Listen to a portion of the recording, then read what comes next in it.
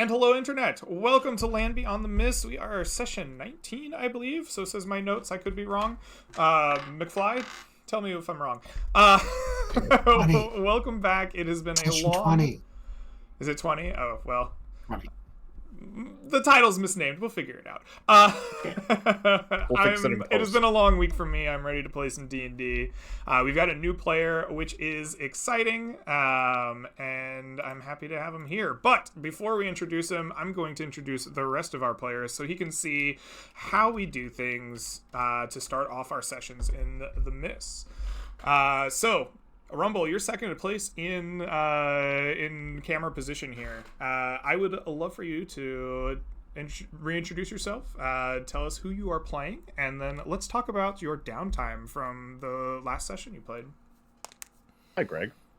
Grumpus the Wise is a hill dwarf, level 3 paladin, Oath of Devotion. I'm sure that means stuff to you guys. I don't know what paladins are. They heal. They're not warlocks. They're great. Grumpus has been running around since the very successful session last week, just broadcasting, we gotta save the town, you know, like a la Back to the Future. Save the clock tower! But grumpier and short. Morty! He needs new armor because rust monsters are shitters, so his downtime will be spent largely shopping. Largely shopping. Excellent. You spread the word of we need to save the town, Marty.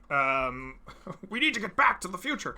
And you hit the market with your ravings. Grumpus the dwarf. What do you buy in the market? Do you have a list of things? Would you like me to go through the prices with you? You have a list. I love it. I got you, bud. Hit me with the highlights.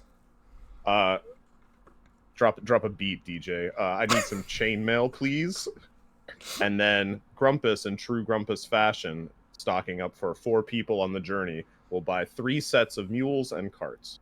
All right. Grand total 144 gold pieces. Excellent. I'm going to pretend to hear that you didn't buy things for other people and break the rules, but he's taking a whole expedition of newbies. You just love mules. It's all good. I just love town. No worries. You spend your time in the downtime spreading the word and buying mules. It takes time to get the right beast of burdens, to get them fitted with the correct saddlebags and everything else you need to carry all your stuff out in the Miss. So this takes more than a few days, but eventually you spend all of your gold that you have so nicely cataloged for us, and you receive a brand new set of chainmail. No rust monster eat at this one. And some pack animals that are definitely yours and no one else's to head out on the journey. I would say you head to the gates of Ansham, but I don't think that's where our session's going to start today. So I'm going to say you head off to meet with your party, and we will check back in, but not until we hear from everyone else. So, Scarlet, you are next up in our procession of camera order. Would you please reintroduce yourself and your character, and let's talk about your downtime.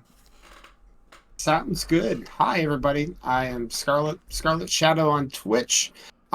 This is my 4th character in 20 sessions of the Season of the Miss, as both Smallman and Honey Mustard McAwesome Sauce and Barbecue McAwesome Sauce have all went the way of, well, the Miss.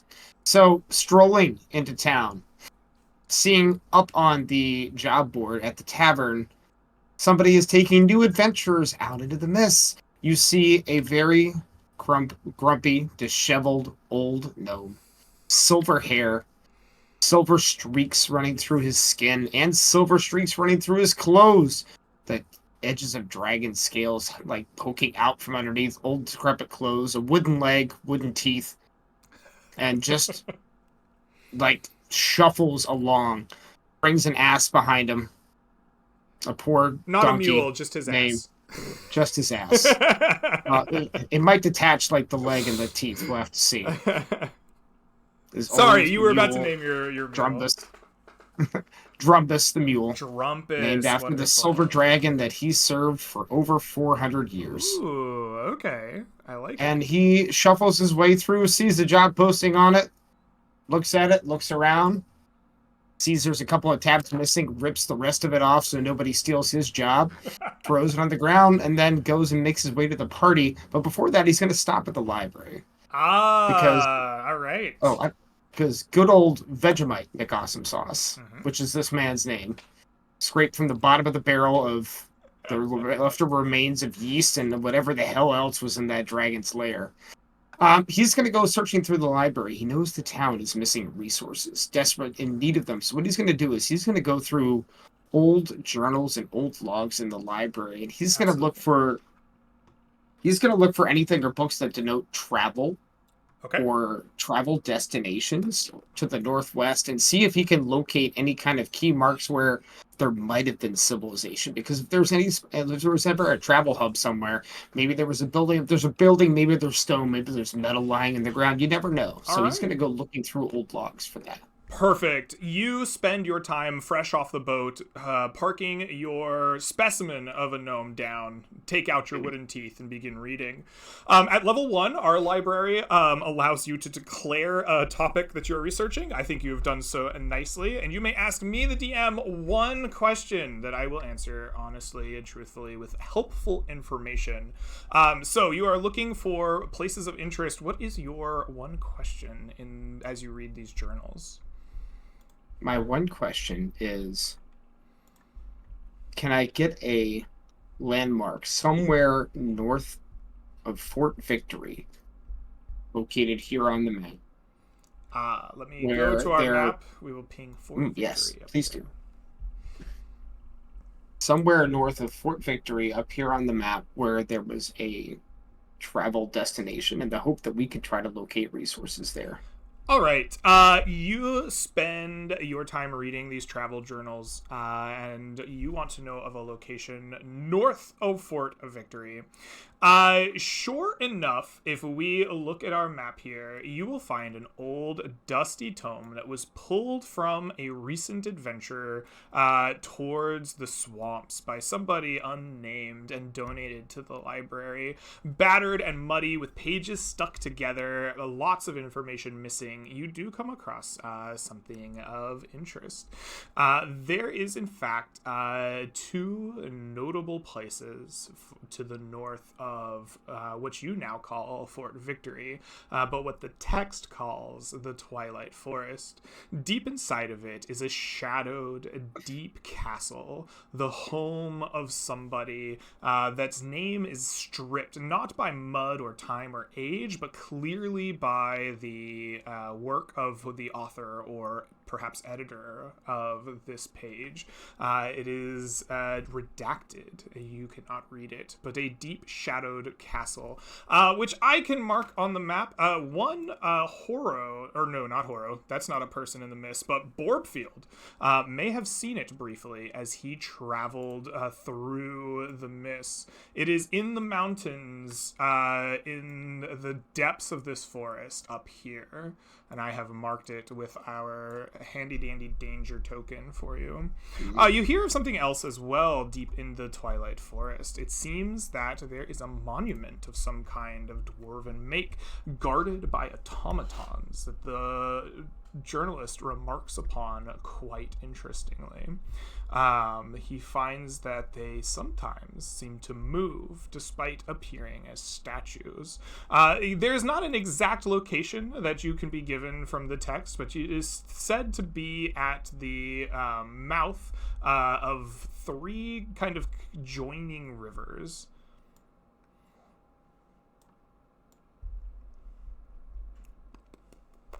Very interesting. Alrighty, let us recenter our map so that we can look at it. Having found this information in the library, you are going to pick yourself back up, reinsert your wooden teeth, and make your way to join with the party. Such a handy-dandy bookmark they are. Very much indeed. All right. So that brings us in camera order to our good friend Borbfield, maskless after his last time out. But welcome back, Horo. Good to have you. Why don't you reintroduce yourself and your character a little bit, and then let's talk about your downtime. Absolutely. Hey guys, I'll be playing Borbfield one more time, the lovely neighborhood barbarian. Unfortunately, he has lost his mask, and as he's re-emerging from the sewers covered in smut and everything from his previous adventures, Rumble is kind of just there in the corner. He's like, "Hey, never seen you before. You're coming with me," and I don't even really get any chance to have any downtime activities as I just joined the party straight away. You want to forego your downtime. No time. My mask is in the forest. We must go. Okay. That sounds good to me. You may forego your downtime. For foregoing your downtime, I would love for you to roll me a handy dandy 1d100. As you are maskless and covered in, I think you said smut, go ahead and take a -10 to this roll. But remember, I am the most handsome adventurer in the... Indeed. A 77. Let me take a look at some handy dandy notes here. Oh my goodness, there's way more of this than I thought. Let me scroll down for a quick second. Oh no, what does that mean? Okay, so you are actually going to be okay despite your like running around in a complete hurry, covered in smut, maskless, trying to find your mask. You are inspired, in fact, by your own like desire for adventure and like perhaps vengeance on these fairies that stole your mask. I want you to start the adventure with 10 temporary HP. Oh wow. Ooh.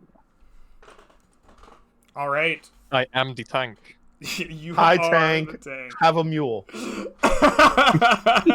You are handed a mule as you grab Grumpus the Wise. But we have one last party member to meet. Our newest one. I have saved you to last. I am sorry to put you on the spot, but I wanted you to get a feel for how we run the beginning. Go ahead and introduce yourself to our stream and tell us about the character you brought to the table. Hello, my name is Sid. Most people call me John. I stream as Let's Do the John here on Twitch. And I Nice. am a white rabbit in yellow robes. I am missing a large portion of the whiskers on the left side of my face, in which I often absent-mindedly paw at. I say paw, get it? And in general, from the outside, I would appear as a holy man. I have all the trappings, but if you, in any situation, my eyes are kind of darting back and forth. I have the shifty gaze of someone who probably spends quite a bit of time at the, seedy seaside taverns. So I look at my new position here in Antrim as maybe a fresh start, maybe an opportunity to do some good. So I assume I would, head over to the job board, see that there's no jobs available apparently, and decide maybe I should just look for some work. Being a man of the cloth, I don't really carry much with me, so maybe a few coin would do me some good. All right, absolutely. You spend your downtime looking for work in the city of Antrim. Is there a specific job that you take? Like when you finally find someone who will pay you, what is it that you do to earn your coin? Well, I start trying to find some sort of kind of bouncer work, but seeing as I'm 3'8" tall and a white rabbit, I'm not taken incredibly seriously, and inevitably have to resort to stable mucking. Oh, unfortunate. There are new stables in here. Perhaps at Equus Paradise. This is where our good friend Grumpus will find you as you are mucking the stables of his own mule to bring you on the adventure. But for your work, you will be paid. As a level 1 adventurer, I would like you to roll me 1d10 to see how good of a stable mucker you are. This will be your compensation for your your work during your downtime. Shit, is that my gold, Greg? Right. You are not the proprietor of the Equus Paradise. You are the founder. Okay, even better. Oh boy, take 7 it. gold. You are a diligent, hard worker, and you are paid 7 gold. Go ahead and add that to your character. It is yours for your hard work. And you are pulled down to meet the rest of the party. You do not go, though, to the edge of town, the gates leading out to the wider world of the mists. Instead, you go down to a sewers below this ancient city, built upon the ruins of something long forgotten. There is a deep sewer system. It is a smelly and difficult trek that has now become guarded. Every few hundred feet, you see posts of soldiers that have been set up here, leading down to where 3 of you will find something new and perhaps unexpected deep under the ground. A twisting arch of non-Euclidean geometry. It rises some 150 feet in a cavernous room without any adornment. It is hard to look at and follow the arch, though an arch it is, and it is here that Lord Commander Victoria Hightower is personally keeping watch along with her trusted guard, for this has seen creatures come through it, including one Borbfield, who, as you enter this area, his eye glows. Everyone can see clearly the twisting, ever-shifting pattern of the Logris, red and glowing in his eye. Borbfield, where are you taking us? Also, actually, before we get to you, Borbfield, the 3 of you, brand new to this, 2 of you, brand new to this strange world. One, a seasoned vet, but he has never seen something like this. What does the sight of such a strange, unusual thing, guarded so closely deep in the city, bring to your minds? How do you feel? What is the sense of this as you approach? Grumpus is floored. This has been here the whole time? What? Why have we been going so far? There's cool shit here, guys. Is the thing made out of stone? It is. The Logris? The Logris I'll is, have to... the Logris is the pattern shifting in Borbfield's eye. The non-Euclidean arch is not this ever-shifting pattern. It is simply a non-Euclidean arch. Contractually obligated stone cutting click. I want to know all about this crazy rock thing that is shifting and moving and we're about to step through as a teleporter that I trust entirely. You're going to spend some time studying that. Go ahead and give me a history intelligence check. And you may add your stone cunning, I believe double your proficiency to it. While Grumpus spends some time investigating this, what do the rest of you feel as you see this? Vegemite or Garlic, what is this feeling as you see your dwarf friend studying this strange place? I think Vegemite is just kind of staring at it, kind of looking at it sideways, be like, well, that probably takes us somewhere. He's seen some shit in his day. This is not going to intimidate him. He just hopes that they don't pop out in the middle of, like, I don't know, 50 feet over a waterfall, or just drop randomly into the middle of a mountain and just get splinched into nothing. All right. But you know what? He's lived a long life, so it would be fun. All right, very cool. I see that you are very unfazed. Perhaps it is your advanced age and experience that keeps your mind at peace. Garlic, is there anything that comes to mind for your character? I think that I'm relatively used to finding myself in new places that I'm not sure how I got there. Mm-hmm. However, I think the shifting, as you say, non-Euclidean, look to this is unnerving to someone who tends to deal more with positive deific entities more than what may be more arcane. Yes. A sense of unease settles upon you as you visit it, but not to Grumpus, as this is an object of fascination for you. You give it the best study you can while getting, poked away at spear point by some of the guards when you get too close. I'm an expert. Stop it. No one gets to touch it. Them's the rules. I just need to look at it. Quit it. Back Then off. look, don't touch. Simple. He touches it. You touch it. The guards try to poke you with a spear, but they suck, and you get away with it scot-free. You are going with a 21 to learn 2 things. This is not shaped stone by tools or man-made. There is not a single tool mark upon it, nor is there a single source of dwarven magic. You have seen stone singers in the deep mountains far, far to the east of the empire that you hail from. Their magic is known to draw forth amazing stonework from naught but the raw stone, but even that leaves its signs. The magic itself shapes, carves the stone. Here it is as if it has sprung forth smooth and untouched, and yet still perfectly and totally shaped and smooth. No rough edges, no corners. It flows as naturally as possible until suddenly it doesn't, and it's twisting in strange, weird ways. This is nothing made by man, and the stone itself unusual. You cannot place it. You are an expert in all things stone, but this one truly baffles you. Huh. Borbfield, you said this thing's safe, right? As you look around in your amazement, you kind of realize Warfield is not there. And you just see him carry donkeys down the stairs because you decided to buy a crap load of donkeys down a million stairs adventure. And Warfield just has a donkey on his back carrying him down the stairs. Yeah, I didn't realize we were going to be underground. I didn't read your note until now. Hey, this thing's safe, right?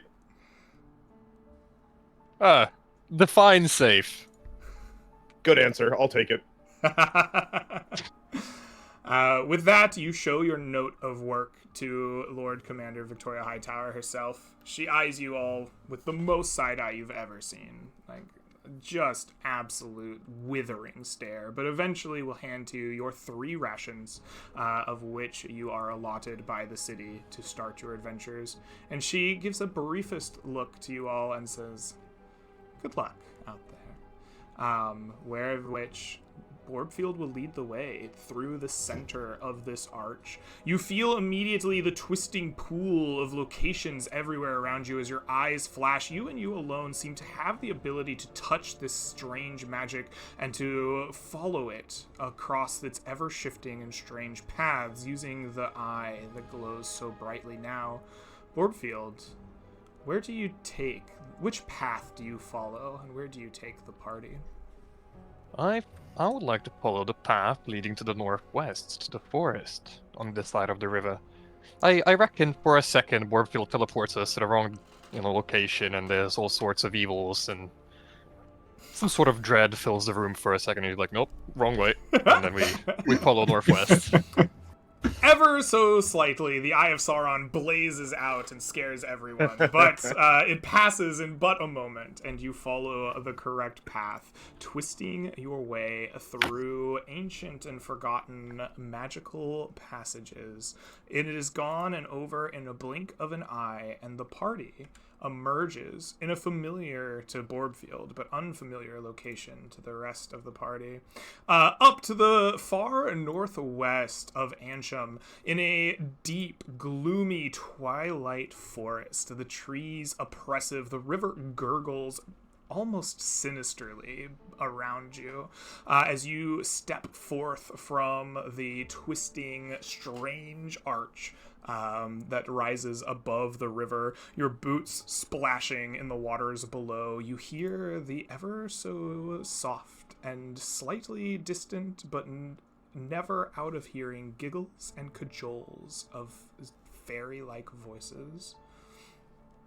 Party, you have arrived deep in the Twilight Forest. Who will take the lead as you step out of this strange place? And where will we go? What will we do? As Grumpus.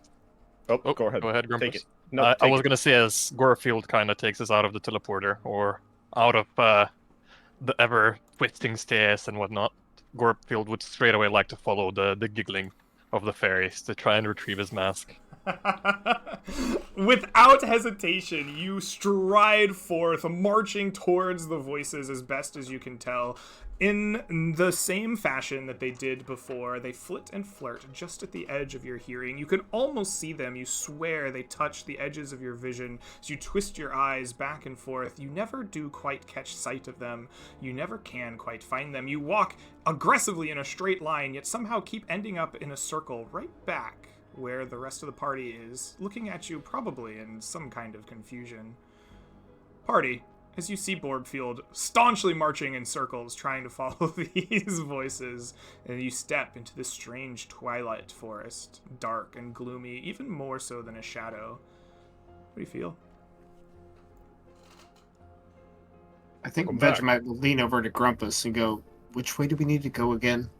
He's gonna keep doing that forever. He might, but I just want to see where he goes with it. Keeps going in I'll- circles, though. But he's not going very far, right? I know.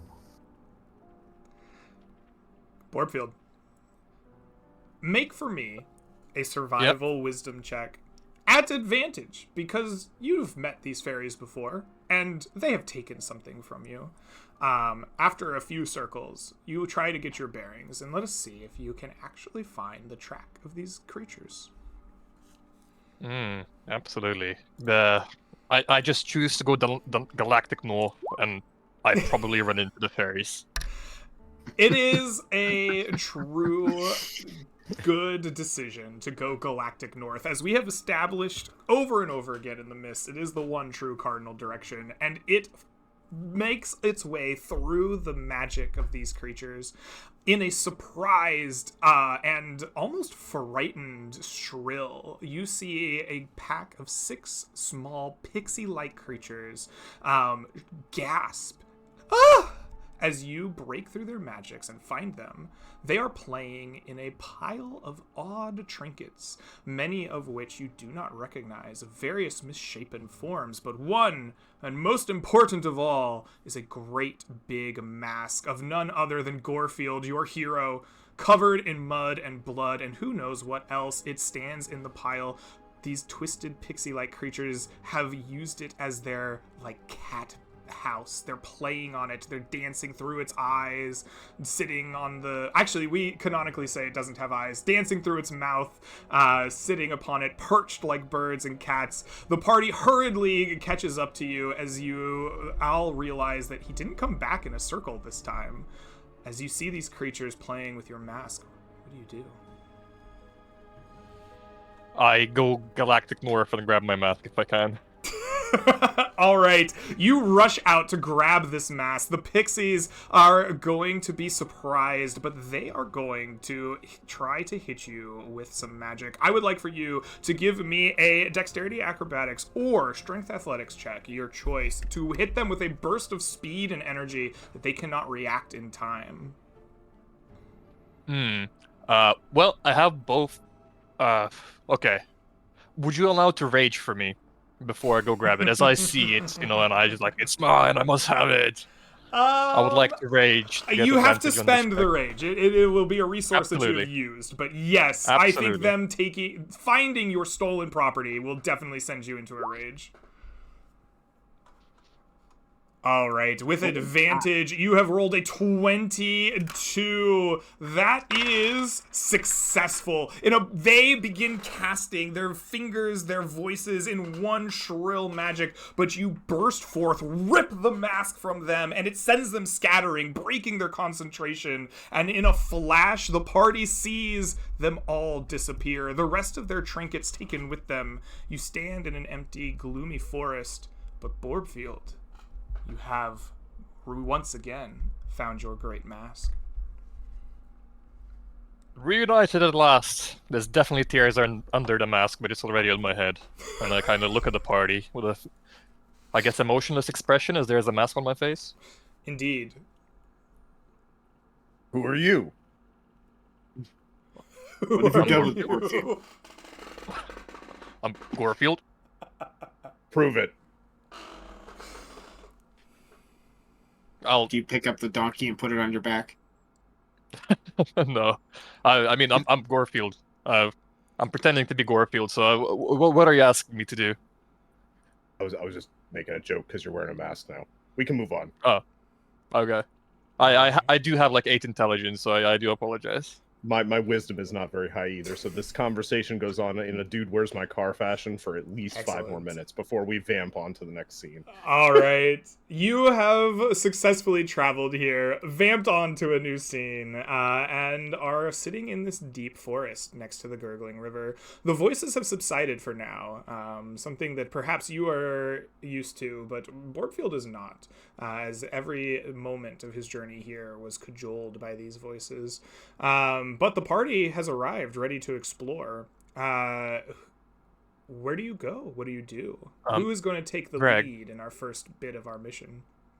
Which hex are we on so I can move this party? Oh, token there? I am sorry. I did not bring the party with us. You are in the you are in the hex with the question mark token upon it at the bend in the river, which would be this one right here. That I will show on the stream. This square here where the token now is where the party begins.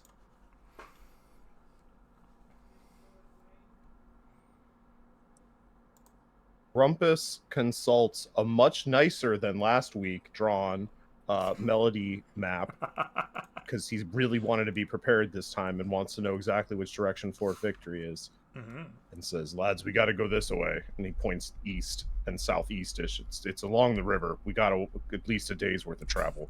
But this whole land, and he points literally all above us, northwest, north, northeast, east, southish, which is exactly how Grumpus describes it. He's like, this is it. This is where we find it, or this is where we check out Fort Victory for the first time, I suppose. But we're not coming up empty-handed, lads. I volunteer to lead us, but if anyone has anything they want to run, Grumpus, it sounds like you've seized the initiative of the group. You are our party leader for our first section of adventure here. Where do you take the party, or what do you do with your time as leader? Greg, does going southeast incur extra water penalties? If there is a river in the hex, it is an additional +1 to your exploration point cost. Yes. I turn to the party. How much of adventure are we up for today, lads? All of it?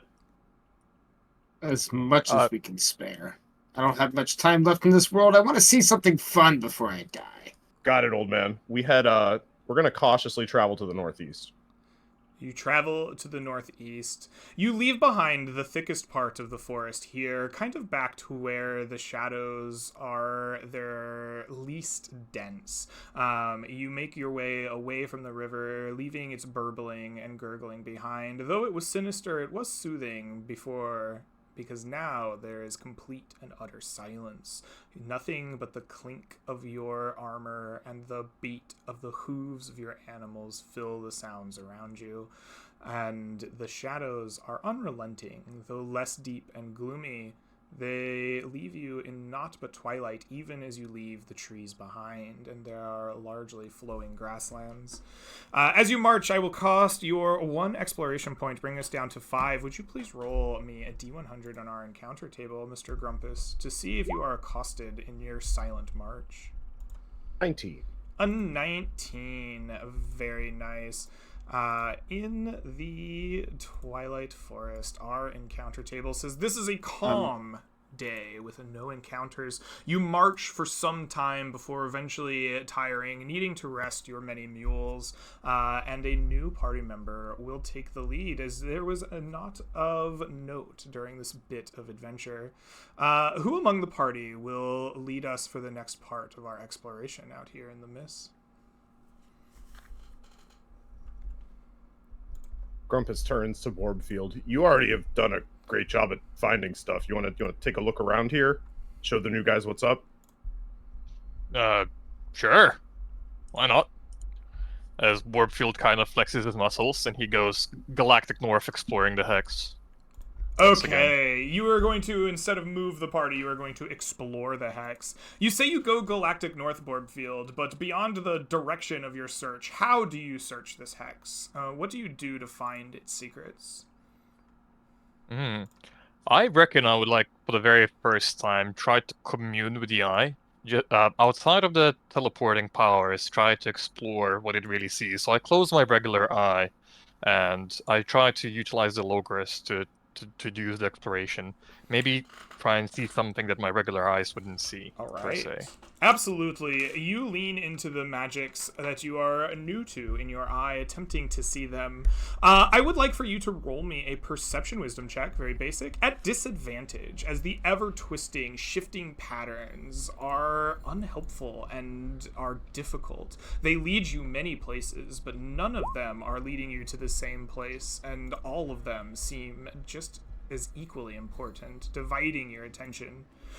And with a 12, you are unfortunately unsuccessful. Even your ability to go galactic north is ruined, as the ever-shifting patterns in your eyes lead you astray in many directions, including cardinal north and imperial north, but not galactic north. And you do not find anything of note upon your journey. But as you travel, would you roll me a D100 and let us see if you are encountered in your myriad of distractions?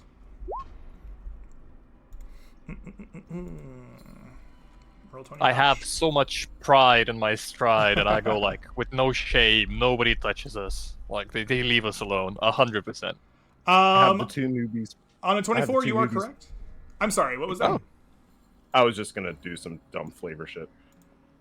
You feel free, I love I had the dumb two flavor. newbies pulled aside while Borgfield is leading the pack, going, "This guy knows what he's doing. Just follow his lead. He knows what he's doing." And with him leading us to complete and utter safety, I go, "Great job, man!" High-fiving him at the end of his search. Excellent. On a 24 in the Twilight Forest, you are correct. This is not to be encountered here. You are unsuccessful in discovering something, but you are also not attacked. This is going to cost you an exploration point. You have 4 remaining as a party. Who amongst our remaining 2 will lead us for the next stage of our journey? I think old timer. I think Vegemite will take the lead. Do we want to continue exploring and see if we can find something, or do we want to move towards the fort? We're still just barely a days away from the fort, and explore before we move wouldn't hurt. Got any ideas, old timer? Well, first of all this moving around has made Vegemite's joints hurt. But the benefit of having old joints is that when the weather or the wind changes, he could feel it everywhere, like needles and daggers sticking into his side. So what he's going to do is, as we're moving galactic north in a large circle once again around hills, he's going to pay attention to how his body is feeling, pay attention to the wind, and try to look for and try to get a sense of,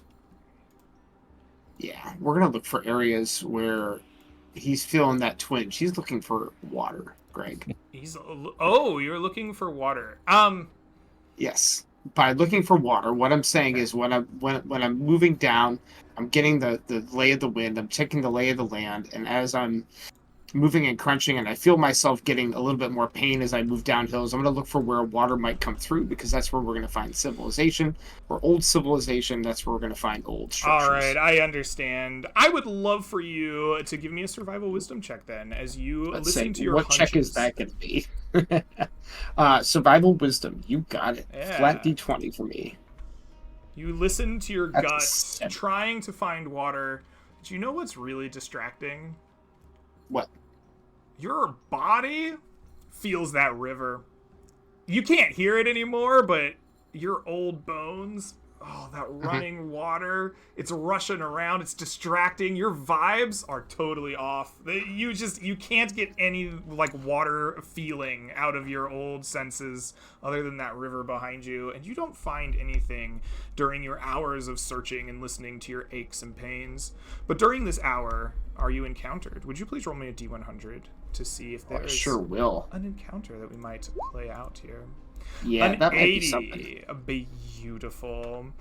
On an 80, 76 to 80, you are suddenly overcome by severe weather. You are just outside of this forest, and sweeping down this like long river valley is a mighty thunderstorm. Winds whipping up to insane degrees, battering you before it even is upon you. Rain coming down as hard and as thick as a whole sleet of golf balls. It is as painful when it hits you as it is annoying that it is wet. Lightning strikes around. You smell the ozone as it cracks closer and closer. As this storm approaches you, tell me, how do you overcome or avoid it with the party? Well, now we know why my joints hurt. Because the storm was coming. That's That true. makes total That sense. must All have right. been it, yeah. Vegemite does not move too fast at this point, but the storm, it starts overtaking us. It's getting dark. We're having trouble seeing. We need to find shelter. So Vegemite will take out his arcane focus. It's a tooth of a dragon tied around a string. And he will cast the light spell You're on gonna his cast a teeth. light spell. Okay. on my wooden teeth. Okay. And I'm going to walk around in the darkness like this and just shine like a beacon of light in front of me, and we are going to go searching through the darkness of the storm until we can find a place where we can hole up and stay for the night. All right, you give your best lighthouse impression with your wooden Yes. tooth, shining a light in the watery darkness around you. I think that your search is going to be... I don't think it's going to be hurt or helped by your lighthouse effect, but I would love for you to give me perception. I think is what you are looking for. You are looking for something. I would like perception wisdom from you. Okay. 11, Greg. 11, that is unfortunately too low. Your DC in this area is 13. As you are overcome, the lightning strikes around you, the waters whip and batter your party. You find no shelter. The winds pick up the little old gnome for a brief moment. You know what it's like to fly, and it is painful because you then have to land. I would like each and every one of the party members to take one level of exhaustion as the storm passes by and batters you. Not Grumpus, Vegemite McAwesome Sauce. I would like for you to take one wound as well, as you are struck and battered leading the party. Remind me of how I'm going to mechanically see this So wound. a wound is the equivalent of 1/2 of your hit dice, not including any modifiers, just the dice, and it is a reduction in maximum hit points. These are stackable, but they are only, like if you had a D8, it is a reduction of 4 to your maximum hit points until you find a way to recover them. Got it. Is this weather effect can be negated by breaking my armor, or is it only a wound that's able to be Wounds negated? are negated by breaking or damaging armor. That is correct. Exhaustion is Oh, not. wait, hold on. I think it is exhaustion. Let me check my own rules. Sorry, you brought up my own silly rules. Let us check our player handouts. We have damaging equipment. If you would take a wound and you are wearing armor, you may choose to instead damage your armor and ignore the wound. Each time you damage your armor in this way, AC provided, blah, blah, blah, blah, blah. This does not affect your exhaustion, only wounds. Okay. All right. The storm passes. You have spent most of your day wandering in circles, both in search of a mask and then for who knows what out here in these deep shadows. It comes to Garlic. These strangers have led you here, wandered you in circles, gotten you battered and wet. Your fur drips. What do you do as you finally take your chance at the lead? So, just to clarify here, at the end of our actions, the day ends, and we auto Yes, so camp. you've been hearing me talk about exploration points. Yeah. You will start each day with 6 of them. Mm-hmm. Movement through hexes costs a certain amount depending on the terrain. Exploring a hex or scavenging for something along those lines, short resting will cost you 1 every time. There's no additions to that. And so as those exhaustion points or exploration points tick down, when they hit 0, the day will forcibly end. You may, of course, forego any remaining points to just end your day of exploration if you desire. Okay. Yeah. not to beat a dead mule here, but as someone who is perfectly fine generally in the outdoors and really okay with doing the same thing ad nauseum as a monk, I think I would also like to explore. All right. But I believe that sort of seeing what Vegemite was going for, and just thinking maybe the eyes aren't what they used to be. I'm gonna try and sort of do a similar thing, although um, in my head I'm thinking less about finding water, because when we thought about finding water, we got a little bit more than we anticipated. Indeed. But as someone who is, again, relatively in tune with just being, because we're in a like a grassland, right? Yes. Yes. Just outside of a forest. Yes. Yeah. So this is rabbit. This is rabbit heaven. This is what I love. Absolutely. So, maybe a little darker, but yeah, with sort of taking a nice, slow, steady pace, not the normal thing for a rabbit, but a nice, slow, steady pace, and just kind of paying attention to, again, the rise and fall of the hills, and trying to sort of pay attention to where would these lowlands be, again, sort of this idea of where would people where would we look for old civilization, since that's kind of the main thing I know that we're looking for. Just keeping an eye out for perhaps old paths, right? Making sure it's not game trails, it's old path work. Maybe even any stone that is not very clearly rounded, but more in a square fashion. Anything that would look out of place, in a natural field. Perfect. You do exactly this, wandering slowly, looking for stones or things that are unnatural, lower paths in your, shadowy but natural habitat. This feels like wisdom to me. You're in tuneness with the world around you. I would like wisdom. I would take either nature, as you were kind of communing with that, or I would take wisdom survival, this like kind of tracking. Either choice. Okay, we will go survival, as it's slightly better. Perfect. With a 19, that is a success, Garlic. You wander through and find eventually the stones, the very stones you are looking for. First, it is but one slightly out of place. Maybe no one else would have noticed it, except that you were specifically looking for it. Half buried, covered in moss, but surely square. That's not a natural shape in nature. And slowly you follow it and find more, a little pathway.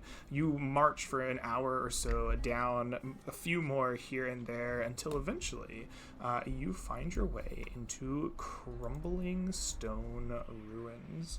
They are almost decrepit to the point of unrecognizable, but surely they were buildings at one point. Large square stones for masonry are evident and easily identified, much of them reclaimed by grasslands, almost from one angle unrecognizable, maybe a hill or a hummock in the land, but to your eyes, you found the angle that reveals them to be stonework.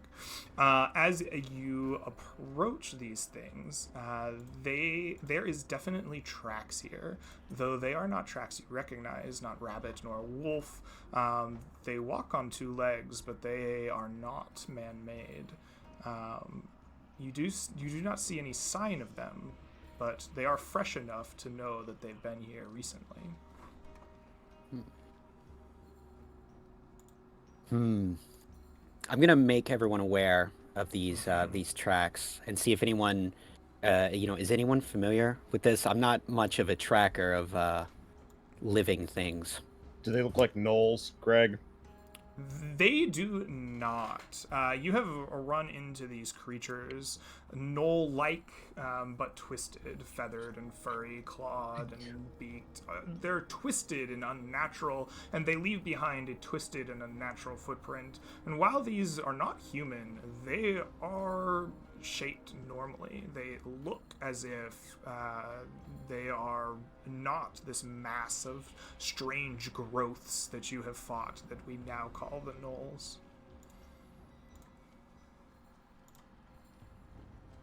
Nothing I recognize. Well, Vegemite, I led the horse to water. Now what do we do? See that stone?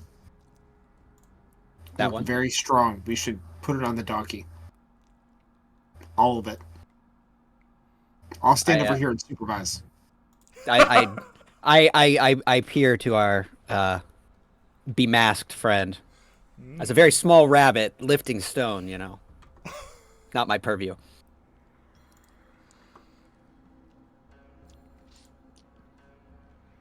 Warpfield looks at the rabbit who's, you know, kind of hinting that he should start loading the rocks. And he scoffs for a second. The idea of a Haragon commanding a tabaxi just kind of, you know, upsets him a little bit. Oh, okay. You bristle. Do you eventually start excavating this ruined site? I mean, if everybody's just standing, I'll stand as well. But if people are helping me, yeah, sure. Grumpus jumps on board. Yay, rocks! Let's go! I love rocks! Excellent. I guess me and Grumpus loads the donkeys. You and Grumpus begin excavating these rocks. They are half buried. They are covered in mud and grass and wet waters. And they take time and energy to excavate. You're going to spend an additional exploration point to pull them out. But you get to work digging them up with your hands, with tools, whatever you can get your hand on. There does seem to be enough here that you perhaps could find useful stonework back at Ansham. But as you are digging, Garlic, you're more in tune with this nature than everyone else, and you are warier than these two. Would you please give me a perception wisdom check as this exploration goes on?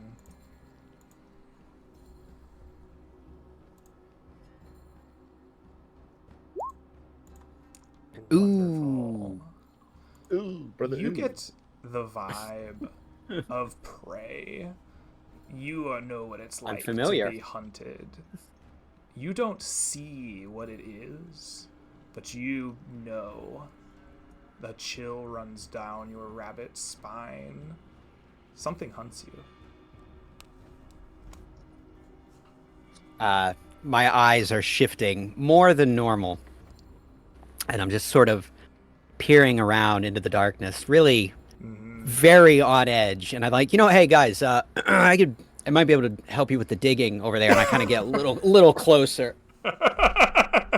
You get ever closer to this excavation site, but unfortunately, we're not able to prepare yourselves as strange creatures that stand on two legs emerge around you, seemingly molding out of the shadows themselves, having snuck upon the party. They bear fangs, the faces of jackals, fur upon them, but man-like in stature, sharpened claws and fangs drip with both the water of the recent rains and their foaming saliva as they want to hunt this party that is scavenging their rocks. As we are on our nice little combat map here, I would love for each of you to click your tokens and roll yourselves into initiative as these creatures attack. Could I just say something to Garlic while everybody rolls initiative as well? Please. So he doesn't get confused. There is a big, lore-wise, there is a big competition going on. Not competition, but like rivalry going on between Haragont, the bunny race, and Tabaxi, the cat race. And I'm currently wearing the mask of one of the leading Tabaxi people in the village. So I see. That's why I just wanted to let you, know that I'm not scoffing at your character. It's just something character-wise that would make sense. Yeah, I John, appreciate you it. suck. I mean, yeah, I know. Ooh. Oh, no. All right. As everyone prepares for battle, Garlic, you very notably would be the most ready, but you don't get to act first, as these creatures have successfully ambushed you, and I don't have them centered on the map for stream, silly me. But they have surrounded you all first. Before your initiative even gets to go, you will see that the biggest, strongest, nastiest among them rushes forward. He was hunting you, but you snuck up and got really close to a friend of yours, the biggest one, to help you. And Borbfield, you see this creature rush up, savagely attacking you the best that they can. This is a big, nasty bite that they are going to make against you with advantage. Will they hit you with a 20? Absolutely, yes. All right. Please take 5 points of piercing damage as blood drips from your shoulder, where it rends just beneath your mask. As the saliva touches your open flesh, it burns you. Would you please make for me a Constitution saving throw? Your DC will be 12. I'm pretty good at these. Oh, the good. magic burns in your blood, but you repel it. Your willpower and your physical might too much to overcome. And now we will enter combat proper. Garlic, you see all of this happening in front of you. Your friend bitten, other creatures surrounding you in your rocks. What do you do? I believe the only right thing to do is turn tail and run. No, I believe I'm actually going to try and see. I'm going to move to. Are there flanking bonuses and things in 5e? Is that a thing? There are not. Okay. Just Optionally, making you sure. can flank, and what I have found is 2 things. One, Mm-hmm. it forms the conga line of death, which I am Yeah. morally opposed to. And 2, Mm-hmm. it doesn't give a flat plus bonus; it gives advantage, and it's so strong Yes. for the Okay. players. So we don't play with that optional rule. Makes sense. I'm still going to stay where I'm at, and I am going to attempt to just with my bare bunny paws strike out at the one who just attacked at Borbfield. All right, you strike out with your bare paws. Papa, would you give me an attack roll, please? 16. A 16 is well enough, despite this thing's surprising speed as it twists to try to get away from your paws. You strike him true, slapping meaty flesh, and go ahead and roll me damage. Oh, I'll take it. 6 points of damage, very good. Punching dogs is something I have some familiarity with.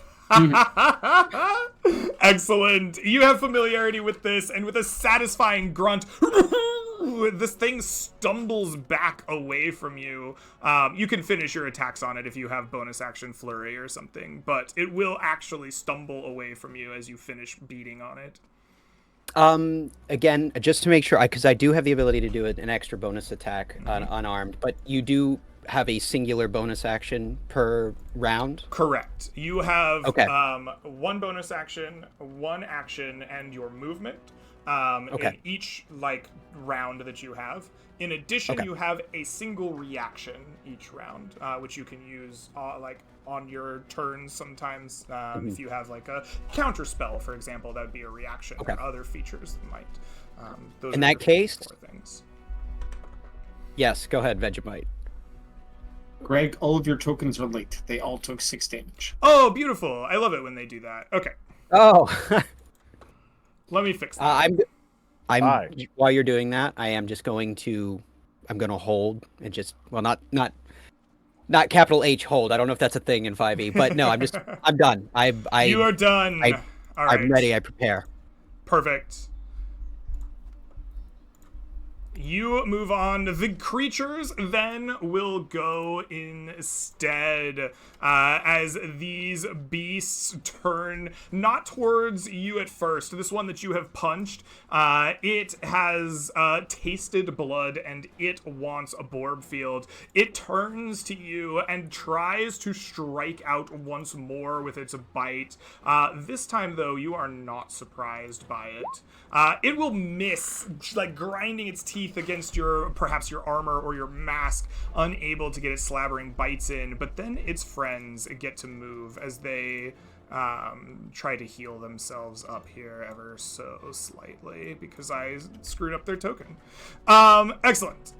This one will rush forward to the back line, jumping up on the rock with surprising grace. They move in unison, intelligent, non-bestial, and they are going to surround you, Grumpus, and they are going to start slicing at you with long, razor-like claws that extend from their fingertips, almost a scimitar in size. They will strike with advantage as they have pack tactics. Will a 19 strike you? 19 hits. Please take from me 5 points of slashing damage from the first attack. And the second will follow up as well with a 20 also striking you. Please take 7 additional slashing damage. These two creatures, bestial and intelligent, will move to do the same. The closest to them that is not being attacked by their alpha is you, Garlic, this tasty looking bunny rabbit. They're going to gang up on you, and they are going to bite at you. They want to taste you. Their first attack will be a 13. Does that meet your AC? It does not. All right, you deflect or dodge away from them, bouncing away from the first attack as the second reaches out to bite at you, also missing. You're just too damn dexterous. As these creatures move, their intelligence showing. Vegemite, you see your friends surrounded with you in the center. What do you do? Vegemite will turn, seeing these creatures attacking in unison, knowing that the monk is the only thing standing between them and his probable death, and immediately turning away anyway because he probably can't help the monk regardless. I'm going to target this one right here in the middle, Greg. Okay. Trying to split this group up to keep Grumpus from going down because he's the only one who can heal for us. And he's going to grab the dragon's tooth. He's going to go and then go with a huge cough, and then 3 magic missiles are going to fly out of his mouth and slap right into this guy. Are they shaped like wooden teeth? They are now. Okay, perfect. You spit your magic 10 damage in the face. Oh, beautiful. The missiles strike true, rending into the flesh of this creature, leaving him besplintered as he takes 10 points of damage. In fact, the wooden teeth bloody this creature. You see it drip from him as he is wounded and injured. Vegemite, is that the end of your turn? If I move, I'm going to get hit, so you bet it is.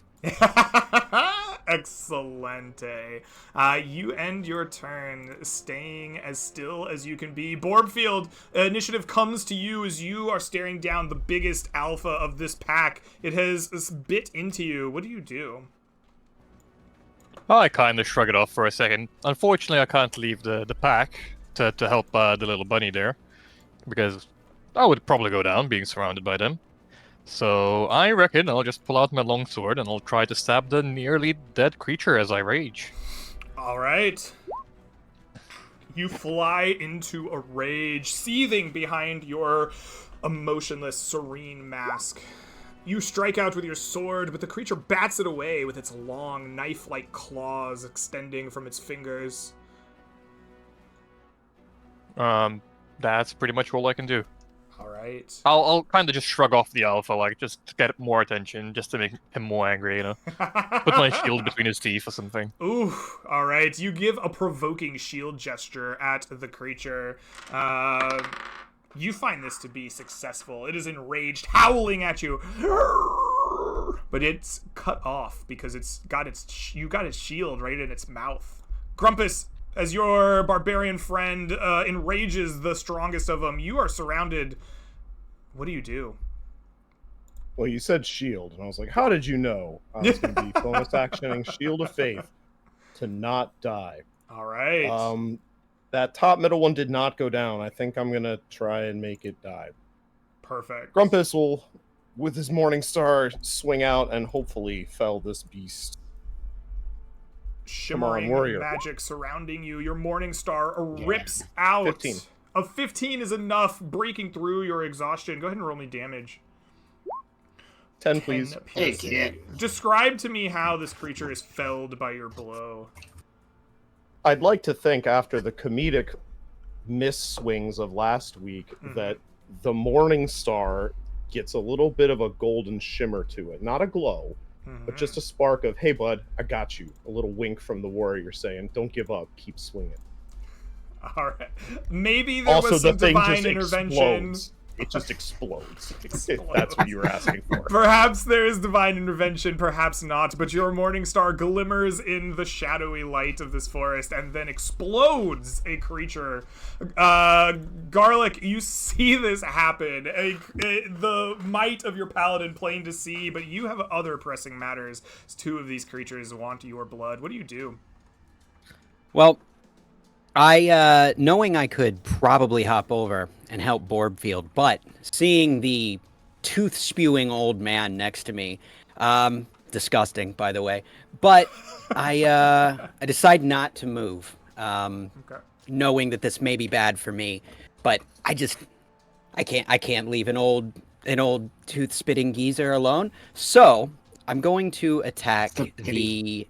I'm gonna attack the one to my southeast, I suppose is what we'd call that, right? Perfect. And I'm gonna do this with the quarterstaff in my hand, and I have this set to one-handed currently, just for the sake of things, because I read what bonus actions are, and I won't be saving that this time. I was thinking that was like a reaction. It is not. It is not. Well, Nice. 19.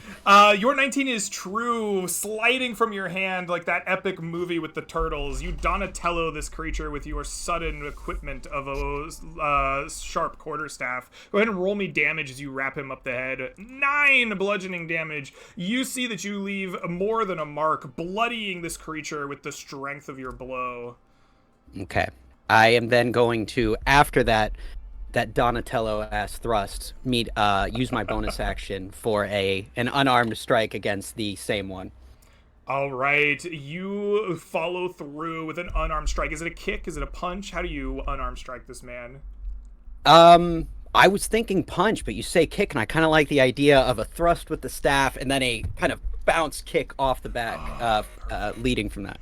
All right. So that sounds fun. Let's get monk-like, right? Yeah, you do a nice bounce kick, follow through with your staff, flying at this man with a 15. That is perfect. You strike true. Your fist hit him for 8 bludgeoning damage. All right. That would leave him at 1 HP. But that was the coolest jump kick flip ever. You really gave it to him. I want you to roll for me a skill check. Let us see how monkish you are. I want your acrobatics. If you pass DC 13 with your acrobatics check, you will do an extra point of damage for sick kickflip.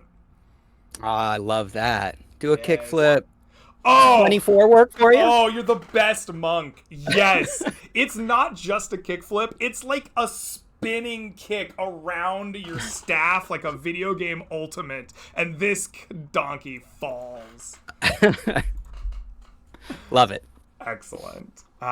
Is that going to be the end of your turn? That is Grumpus the is- end of my turn. Grumpus Alright. is so mad he didn't see that because he was facing the other way. You just hear like these like very it's like someone punching a dog through a pillow. So just some yelping and some slight. I I'm a don't want very to know what fuzzy- that sound is. I'm not sure. Very but, you know, descriptive I don't want to sound. know. It was really specific. I'm very fluffy, okay? All right, with that in our mind, the creatures will go. This one here sees the fall of his companion, and it seems to be even more than that, as it unleashes a howl of regret and pain that is mirrored by the other one to the northwest. As they do, I want all four of you to make for me a Constitution saving throw, as the, like, cry of these creatures and their pain rips through you. Nope. Can I just say it's very fitting for the alpha to go for the guy with a cat's mask? Cats and dogs, right? Yeah. All of you are not going to pass DC 12, as you have at least one level of exhaustion.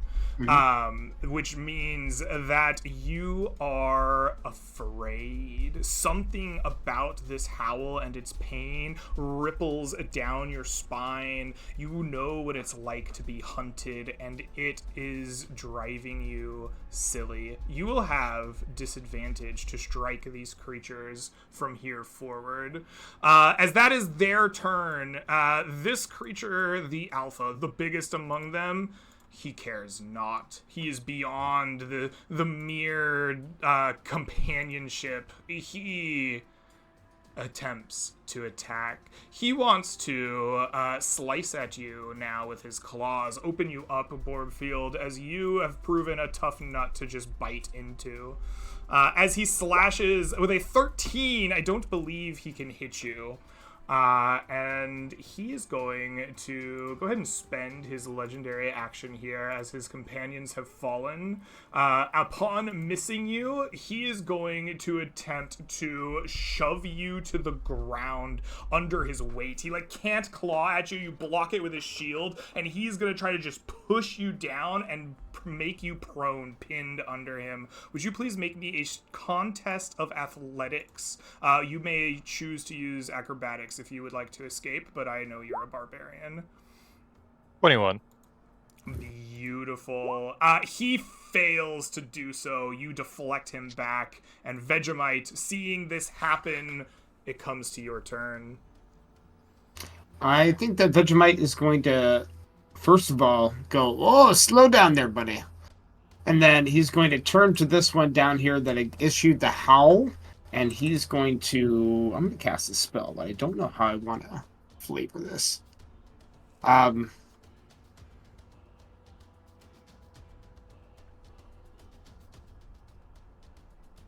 think he's going to grab his Arcane Focus and wave his hand forward, and a small sheen of ice will appear upon the fur and skin of this creature as I will cast the spell Frostbite. Frostbite. It is a DC 11 con save to take 4 damage, and if he fails the Constitution saving throw, he'll have disadvantage on his next attack roll. All right.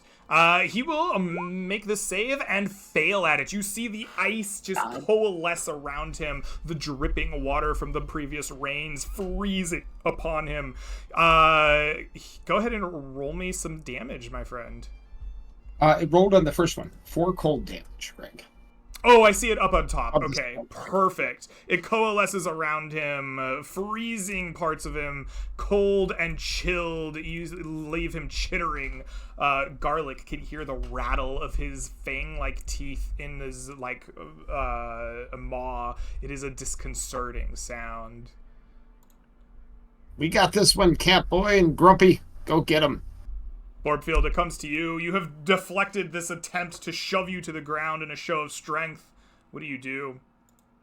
Borbfield feels like an older brother. He just has his shield hand on the forehead of the jackal, just pushing him aside. And, being 8 feet tall, he can't get close to me. He's trying to bite me, shove me. Nothing's working. So I'm gonna completely ignore him and attack the completely different creature, the one facing off with Grumpus. And I'll once again try and longsword him. I will recklessly attack just to give myself a normal roll rather than disadvantage. despite your fear, you attack recklessly, throwing yourself into it, striking true with a 23 for 13 points of damage. It is not enough to slay the creature outright, but you leave it bloodied, a long slash deep across its torso as the creature howls again, but this time in pain, perhaps a little fear of its own. I look at Grumpus and is like, well, your turn, tag team partner. Grumpus, it comes Thanks, to you. Cat. What do Thanks, you do? Catboy. I'll take it from here. And Grumpus is gonna just do that. He's gonna swing with his Morningstar as he does. Mhm. Hopefully, this is at disadvantage, correct? It is a correct. Okay. Oh. Grumpus, Wolf. what is it that makes this such a catastrophic miss? Like, what goes wrong to cause this, Catastrophic. like, shame upon your warrior spirit? The fact that he had just hit. He's on a cold streak. He's getting the yips. He's doing bad in front of coach, god, Oh, patron, the warrior. He doesn't like that. He was doing so good for so long. oh, Catastrophic. That's correct. All right. It's just the knowledge of your previous success. Oh, unfortunate. Garlic, you are no longer surrounded. There's this frozen, chilled creature in front of you. What do you do? Well, I feeling that our Tabaxi friend clearly just little brothering this giant dog. I'm like, I think I'm better off here, and I'm gonna try to capitalize on the fact that this the dog in front of me seems hopefully a little less ready to dodge given its new icy nature, and I'm gonna go ahead and strike with my quarterstaff again. All right. Unfortunately, the frostbite does not give you advantage. I know. So you It's will more of a flavor. Got it. yeah. Love it. But I do still have disadvantage because of the fear, correct? Correct. I don't know how to roll with disadvantage in this. Does it Should I just roll query 2? you when you roll? Let's see. Go ahead and click your attack button and let's see what it does. Okay. Yeah. Ah, there we are. Disadvantage. You right. Imagine reading. Excellent. You swing, but unfortunately, your fear causes you to hesitate but a moment. You see a universe where your quarterstaff connects, but it does not, as this icy creature dips out of the way. Well, not having any connection, I don't go for any sweet flips this time, and I sort of hesitantly lash out with the other hand. Try and get that bonus. Oh, a 12, but it's actually an 11. You, are afraid. You hesitate. Your arm comes out, but then you're just so tired and wet, and he looks cold, and the moment passes, and you just aren't able to connect. Well, I'm gonna stay where I'm at. Okay. You stay where you're at, but the Jackalware does not. This thing, having howled, having been chilled, looks to you, and you're like slap fight Garlic. It ignores you. It walks up to this wizard. Always gank the wizard, it says in its mind, because it doesn't talk. And it is going to attempt to bite you. Since its partner is gone, it no longer has advantage, but it does do more damage now. Duh, that 11 does not hit. It doesn't need to roll at disadvantage because it already sucks. It doesn't happen. This creature here is bloodied and injured, and it is going to do what we know or call a disengage. It fights in a withdrawal, beating back the attempts to attack it as it moves away from you, and it begins to climb up this rock like a goat, getting to the very top of it as it stares down upon you. And it looks like it's about to do like a wrestling move, like a big swan dive. It's like preparing himself on the top rope, but he used his disengage, so he can't act now. This creature, the alpha, turns, sees that the tide has fallen against his party, and he is going to take a 5-foot step over here so that he can get right up next to his good friend, and then he is going to use a command. He commands this creature to attack with advantage, and it does so. Slicing with its scimitar-like claws against our wizard friend. Vegemite, does a 21 hit you? It sure does, Greg. Please take 4 slashing damage. I'm still standing. Oh, One the HP, wizard was not thanks to my successfully wound. ganked. And instead, it comes to the wizard's turn, surrounded. What do you do? The wizard surrounded.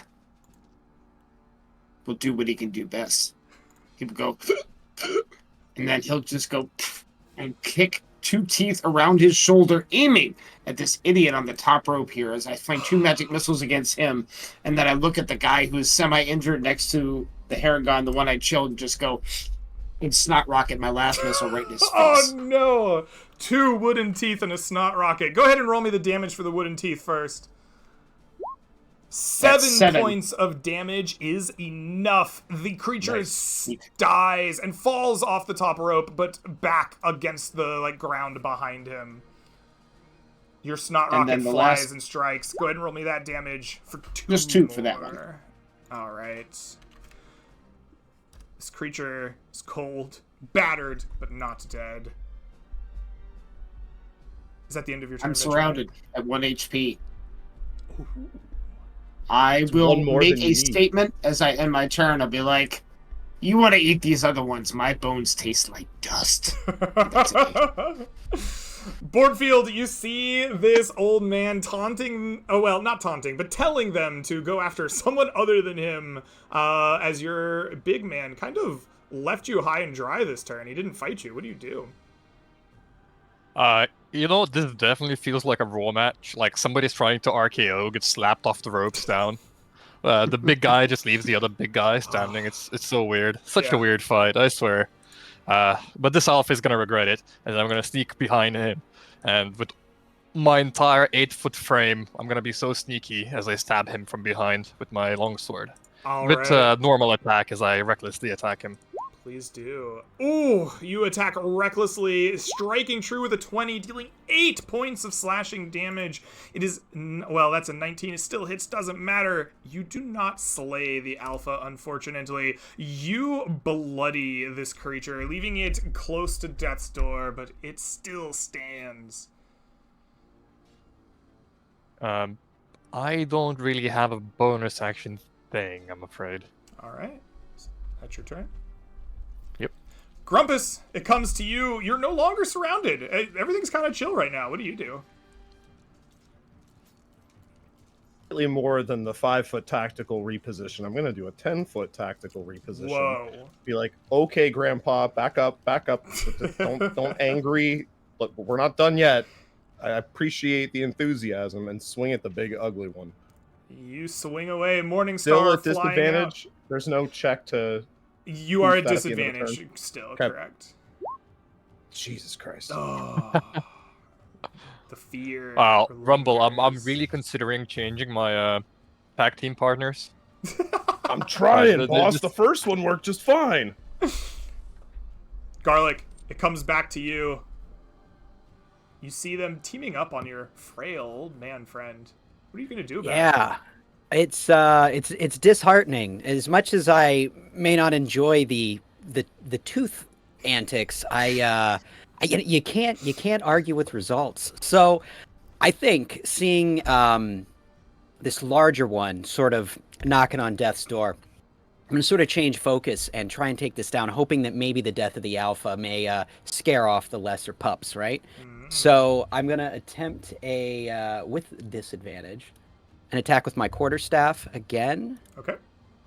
Kind of, at the knees. Oh, look at that double 19. Perfect. Just cracking dog knees. cracking dog knees through a pillow, apparently. Yeah. Well, that's the fists, all right? I'm a very fuzzy boy. Right. Yes. You strike true, cracking dog knees. Could you describe to me what it's like as you crack this dog knee so much that it falls in combat and dies? Yeah, I think that I sort of tuck the staff behind my body to really help, with the leverage there, and I just sweep through the knees, and there's just like this sickening crack, and a little bit of viscera might hit old Vegemite. Oh, Not quite like an arcane snot rocket, but right, still a right. little bit gross. Yeah, definitely. You have to wipe some viscera off, but as you do, you see the creature in front of you fall. Is that going to be the end of your turn? I'm gonna try and as I'm spinning, past through the knees, I'm gonna try and like sling out like a backwards fist at the remaining dog. I mean, Yes. maybe he'll run, but no Good old reason to MMA not back swing. fist. Yeah. Go ahead and make your attack. You're still at disadvantage for the moment. Oh, Ooh. unfortunately, the ringing success of your like spin the first time kind of like gets in your head a little bit, and you go a little too fancy, right? Trying too much. The fist just swings over the top. Is that going to be the end of your turn? That will be the end of my turn. With that, the creature, the lone one left, cold and frigid, beaten, his alpha gone, his companion dead, turns to run. He races away at full speed, heedless of its own life. Garlic and, well, Vegemite, do you have a weapon in your hand? I mean, I have a dagger on me. I also have my wooden leg, which I purchased as a club, so that I spent money for it. I support I actually wooden would- leg as club. Go for it. Both of you. I'm already at may- disadvantage, and I'm not going to hit with the dagger anyway, so I might as well swing with the club. Both of you may make attacks of opportunity if you desire, as it turns to race away from you. No, I can't trip him, Greg. Man, tell you what, though, if I had advantage, one day. I'm not gonna say no to it. Yeah. 13 minus 1 is 12, which will meet AC. Go ahead and roll me damage. Hey, I'll take it. 8 points of bludgeoning damage. Ooh. Cracking knees. That brings it down to 4 hit points and bloodied. But it will race away at full speed. This thing will dash, meaning that it goes 80 feet in this round, all but disappearing from sight. It is a race. The party. We're going to leave combat order for a second here. Are you trying to chase down this creature and finish it? The 17 hit. You will chuck a javelin at disadvantage. shit. A 17 will hit. Wordlessly, Borbfield, a motionless mask, just staring, hucks a javelin. This thing is sprinting. You haven't really seen a weird creature like this run. It's fast. It's getting away from you, and this javelin pierces it instantly in the back, pinning it to the ground. It just lays there. Stunned silence fills the shadowy grasslands as combat comes to an end. What do you do, party? I would like to retrieve my javelin. You may do so. I think I need to heal up both myself and old man. I'd like to say I'm following.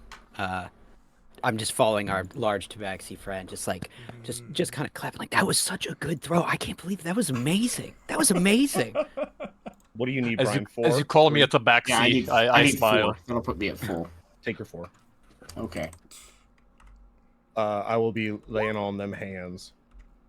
All right. 4 for Brian, and then I will be taking 9, Okay. which really, dun dun dun dun. Nope. This one is 12 because Yes. this magic item.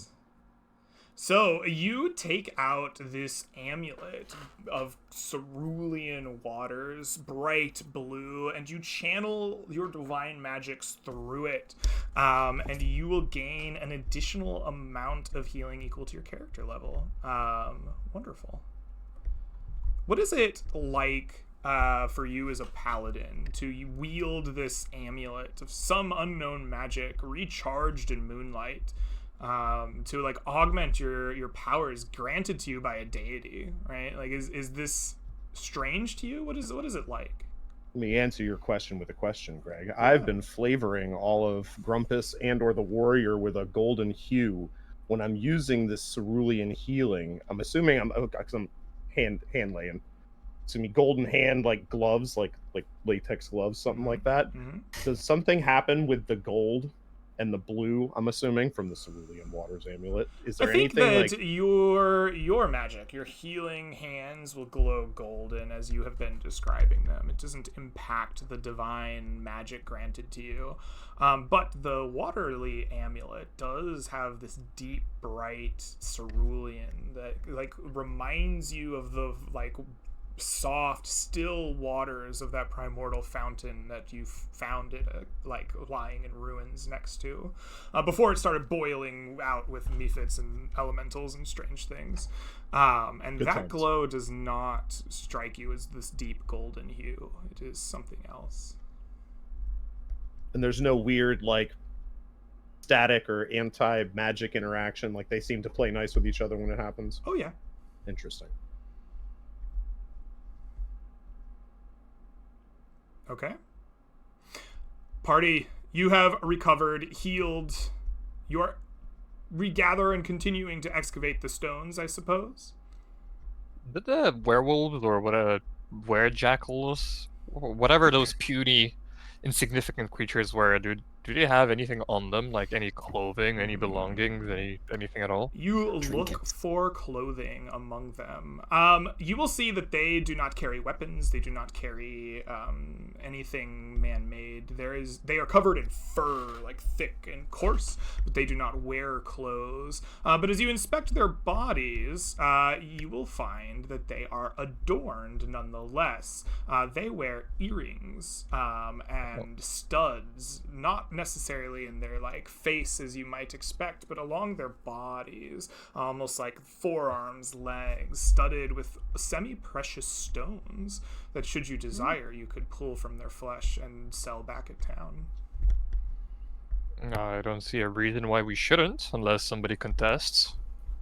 I have something else I want to do, but you, by all means, please do that. I'll start Sounds ripping like the earrings, party not even take is them off. down with pulling out stones from flesh. Go Yep, ahead. roll for shinies. Yeah, go ahead and roll for shinies. Hold on. How many do you get here? Pack of Jackalware. Go ahead and roll for me 5d8 gold pieces worth of value that you can pull from their flesh. 5d8? Yes, please. There we go. You find 25 gold worth of these stones. We will sell them at the end of our session and distribute amongst the party, but for now, you hold them in your pockets or your bags or wherever you desire to keep them. Greg, I'm gonna Yes. collect some teeth. Okay. I mean, you spat out all of yours, would make sense. Yeah, I gotta replenish them sometime. You We're gonna replenish see your what wooden these- teeth with the We're gonna fangs see what of these wooden teeth the, look of the like. ja- These Okay, go specials for I it. survived, Greg. There are so many things. You can collect Good. you can I'm collect gonna teeth to collect your heart's desire. 32 Jackalware teeth. We're They're, gonna see what ends up. they're yours. You can collect them, but you have to horrify your party by like pulling them out one by one, and they have to watch this long and horrifying scene as you do this. I hum a tune while I do it and completely ignore them and pretend like it's the most normal thing in the goddamn world. And just start pulling teeth out, like, oh, there's a canine. Hold on, stuff it in the pocket and keep going. Label it. Grumpus turns to Borbfield. He says, "Hey man, I know you've been out on a couple of missions. Have you been in with other sick weirdos who like ripping these things apart?" I've been out on one adventure, and Oh, that's I enough. don't. Yeah, As You he know. rips a gem out of this character's arm and stuffs it in his pocket, he's like, nope. Yeah, I've been with some weirdos. They really like cutting things up. I don't get it. It's always something weird and squishy inside. You want to see if there's anything squishy and weird inside? There probably is, but I'm good. Little I mean, squeamish. flesh is usually warm and squishy, right? I mean, as far as the rust monsters, they had a shiny thing inside of them that was important or something. I've been trying to keep up. I've been writing things down. I'm doing my best. Yeah. Anyway, I guess we inspect the bodies of the creatures as well, just to see the anatomy and whatnot, how their bodies function. And just to see if there is anything weird inside the bodies as well, like inside the stomach or inside the head, go. etc. I mean, you guys can butcher to your heart's content, but there is not of interest to be found amongst them beyond the stones that you have collected.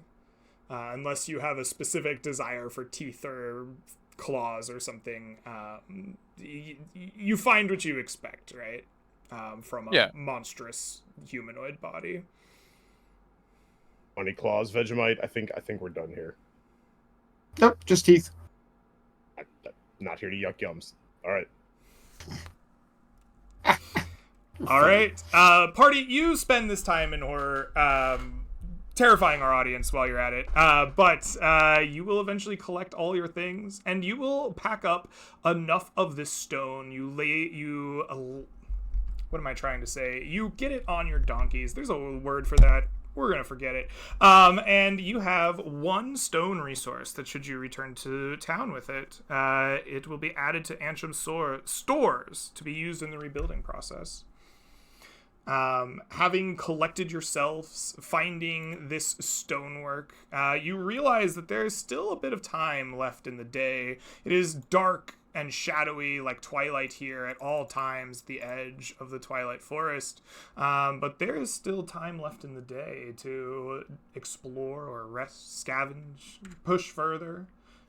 Tell me, after Garlic's adventures and misadventures finding the stones, what does the party do and who leads us? Is there anybody that hasn't gone yet? No, all four of you No, have I think gone. we all went. Grumpus was going to push us farther if you have any other better ideas. I'll If you make guys everybody wouldn't... aware I'm... Go ahead, Oh, Horo, go I'm ahead. sorry. No, it's just before we leave the forest. I would like to one more time try to communicate with my eye, or Suhui, or whoever this creature is that bestowed this power upon me, before we leave his domain. Okay. So you're attempting to communicate with this entity whose mark that you have upon your eyes. How is it that you go about doing that? And what is your, other than communicating, like what is your goal? What do you want to say? What is your desired outcome as you do it? My desired outcome is just to figure out what this creature is and essentially what his purpose is of bestowing this power upon me. The way I go around trying to communicate with him, or about him, I should say, is those laughing fairies and pixies. They're the ones who essentially are responsible of me getting this power because they drowned me in the river, and that's how I got it. So maybe try catching one of them and speaking with it, or just like calling it from afar and speaking to it. Because You know what's to my crazy? understanding, they're servants as well. The first time you came to this dark and shadowy place, the voices lingering in the edges of your hearing, dancing at the periphery of your vision that never ceaselessly left you alone, have been absent, quiet, missing ever since you stole the mask from them. Oh, You cannot okay. seem to find them, even as you search.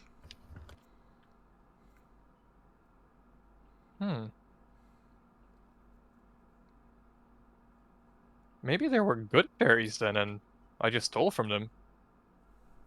Okay. Uh-oh, are you having a are we the bad guys moment? Yeah, I'm having a we the bad guys moment. A big one, actually. The teeth ripping wasn't the "Are we the bad guys" moment. Right, Nah. yeah. Yeah. That's just That's normal. par for the course. Give it time, Sonny, you'll get over it. Oh. Were just you holding helping my me all stomach. along to like get home and shit? You know, here's a teleporting power. Go home. You know. Are we Alright, the well, bad guys? You attempt to search for these fairies in order to commune with this power that you have been granted, but you are unable to find them, and therefore unsuccessful in your attempt this day. Perhaps on another day you might find inspiration elsewhere, but for now, Suhui seems out of touch from you. Party, as a group, what is the plan with the rest of your day? It is not yet over. It is not yet necessary to rest. But you have had a full one. What is the plan? What are you feeling pushing forward? I'll let the party know that I'm totally fine with pushing forward, but I am out of useful resources. Same. We can I cautiously essentially move. have a shotgun barrel. It's a double barrel. Once it's gone, it's done. Cautiously move 1 hex. Rest for the night. Love it. All right, To Grumpus. Seems like to you the have south. seized control. To the southeast, lads. Let's keep the river to our south, and we'll find Fort Victory soon. All right. You head southeast, away further from this shadowy woods. You move as cautiously as you can, spending that extra exploration point to do so, moving silently, keeping an eye out, moving slowly, trying to silence your armor and footsteps as best you can to match the eerie silence of this otherwise whispering grasslands on the edge of the forest. The further southeast you go, the lighter the shadows become, but they never quite leave you, even now as you venture off miles to the southeast. You push there as twilight comes and the stars begin to peek out. I would love for you to roll me a D100 before we arrive and see if you are encountered along the way, Grumpus. A 91. No. But you are moving cautiously, which means Oh, we are right. So it's an going to- 81, right? We are going to make that an 81. Still sucks, but less sucks. Which actually gets us just outside of our weather event, because that is 76 to 80. And instead, you see a beast flapping and flying above you. Large lion-like mane, wings serpentine, and a tail like a strange goat that flips behind it. It is unusual but recognizable as chimera-like as it flies. It circles, and you realize it's hunting. It's hunting you. What do you do, Grumpus, as this creature gets closer, circling in great swaths around you, narrowing in? Boys, I hate to do this. And I turn to Borbfield. We got to get rid of Joe. Who's Joe? What do you mean, who's Joe? Points to your mule. Joe and Belinda and Sheila have been with us this entire time, and whoever Vegemite brought. We Oh, might right. have to leave Joe behind. I mean, we Just have a that. rabbit. Why would you get rid of a good mule? can't fight. Excuse me? I Mule can't cautiously fight. back my mule away. We unhook Joe, which hopefully is the one that's not carrying the stone, but if it is, quick mule swap, you know. Quick mule Whatever. swap, huh? All right. Quick mule swap, pit stop. Get Sheila hooked up instead, right? And like Okay. put a big free meal sign essentially and just haul ass. A big I freeze. will put a stone in its harness and cast light on it, and then slap it on the ass. All right, I like that. Is there any other preparations done by the other party members, or are we letting that one ride? Quick. Borpfield's confused. He's like, we just killed like 20 wolves, and we're letting one pigeon eat our donkey? That's crazy.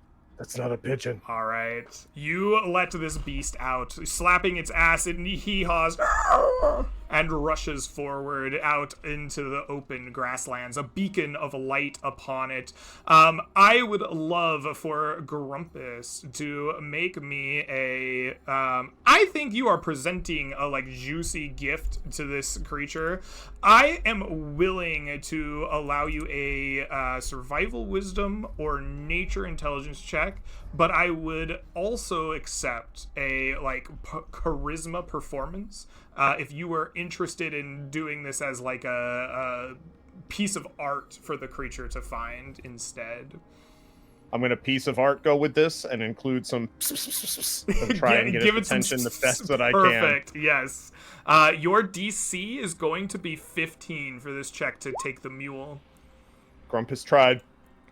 Grumpus tried, but Oh, I don't have the minus. Oh, yeah, we do. Never mind. you Sorry. do have the We're minus at We do. 1. Grumpus, I want you to make the check again. I don't know if I said you had advantage, but you are being assisted by your magical friend. I did not hear the advantage. Come on, Grumpus. Hey, that's a 15. That is a 15 on the dot with advantage. With the help, you see this beast crash down. It shakes the grasslands around you as you crouch behind stumps and rocks. You see it in a single bite take a whole 3/4 of this creature in its mouth, chewing on it, its lion-like face covered in blood, this strange goat head staring about, looking behind it as it eats like a sentry. It does not see you. This creature is much, much larger than a horse. It would dwarf the party in size. It is almost huge, perhaps just missing that mark. It picks up the rest of its meal in its mouth, eats it. It growls or perhaps purrs like a cat. It's hard to tell the difference as it reverberates through your bones. And it takes flight, launching itself back up into the air. Tensely you wait, but your ruse was successful. You are down a donkey, but you are up your lives as it leaves your airspace to some other place far to the northwest. Grumpus is openly weeping as quietly as he can as we press forward. He's so sad for Joe, but he knew this was the right play. Rest in peace, Joe. You finish the rest of your march out of the hex that you were in into this one. As the stars come out, you are out of exploration points. The day has ended and you are required to rest.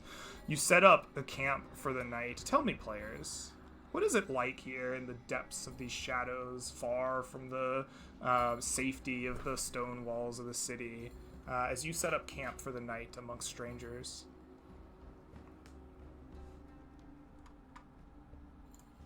Grumpus sets up the tent and not so casually turns to Borfield. So that's a pretty cool eye you got there. What, yeah. As you look at Borfield, like, all you see is his mask and, like, the eyes of the mask, right? Well, I mean, I know it's still there. That's how we anyway. So my stuff glows because I'm a paladin. You're not. So, anyway, welcome to the mists, I guess. Sorry, what's the question you had? I was asking about your cool ass eye, bro. Come on, don't be weird about this. Bro, I don't know, man. Like, it drowned me in the river, and instead of dying, I got this. It's weird. I don't know. And now you can, like, teleport and shit? I got drowned by fairies, Yeah. and all I got was this stupid t-shirt. That's cool. Have you heard of Fort Victory? That's where we're going to end up tonight. I'm so excited. I haven't seen it yet. And Grumpus points in not so far off to last time, but the general direction of we're heading there eventually. That's going to be our safe haven. All right. With that, I suppose the party will head to bed and rest it off. We are going to go ahead and take our break right here along with the party, as we've been playing for about 2 hours. The party will bed down for the night. We will go ahead and move past an evening encounter for the moment. I would like for you to take the night's rest in the mist here. Please mark off 1 ration that you consumed throughout the day and at night. You may regain any spells or class features that you used in the day as per the player's handbook. As well, you may spend any number of hit dice that remain in your pool to regain HP. After which, in the morning, you will recover 1/2 of your hit dice pool rounded up to be used in the next day. As well, you will gain 6 brand spanking new exploration points. While you guys take care of that, we're going to go on a break, and we will see you all in about 5 or 10 minutes on the other side. A new day to adventure with. Catch y'all soon.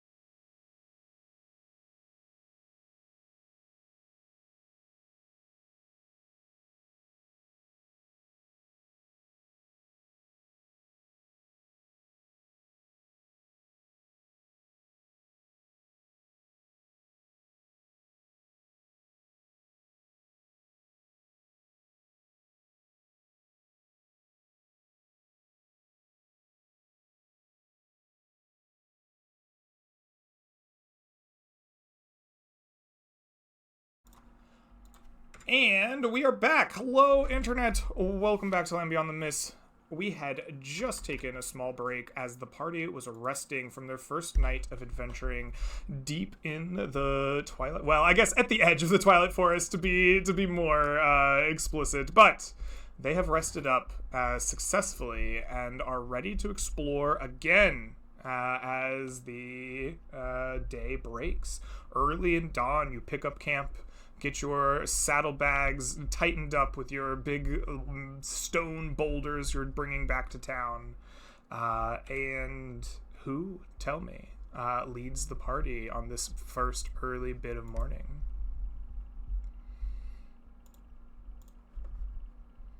Not Joe for sure. Not Joe. Rest in peace, Joe the Mule. The remaining cart got fashioned into a tombstone for Joe last night. I see.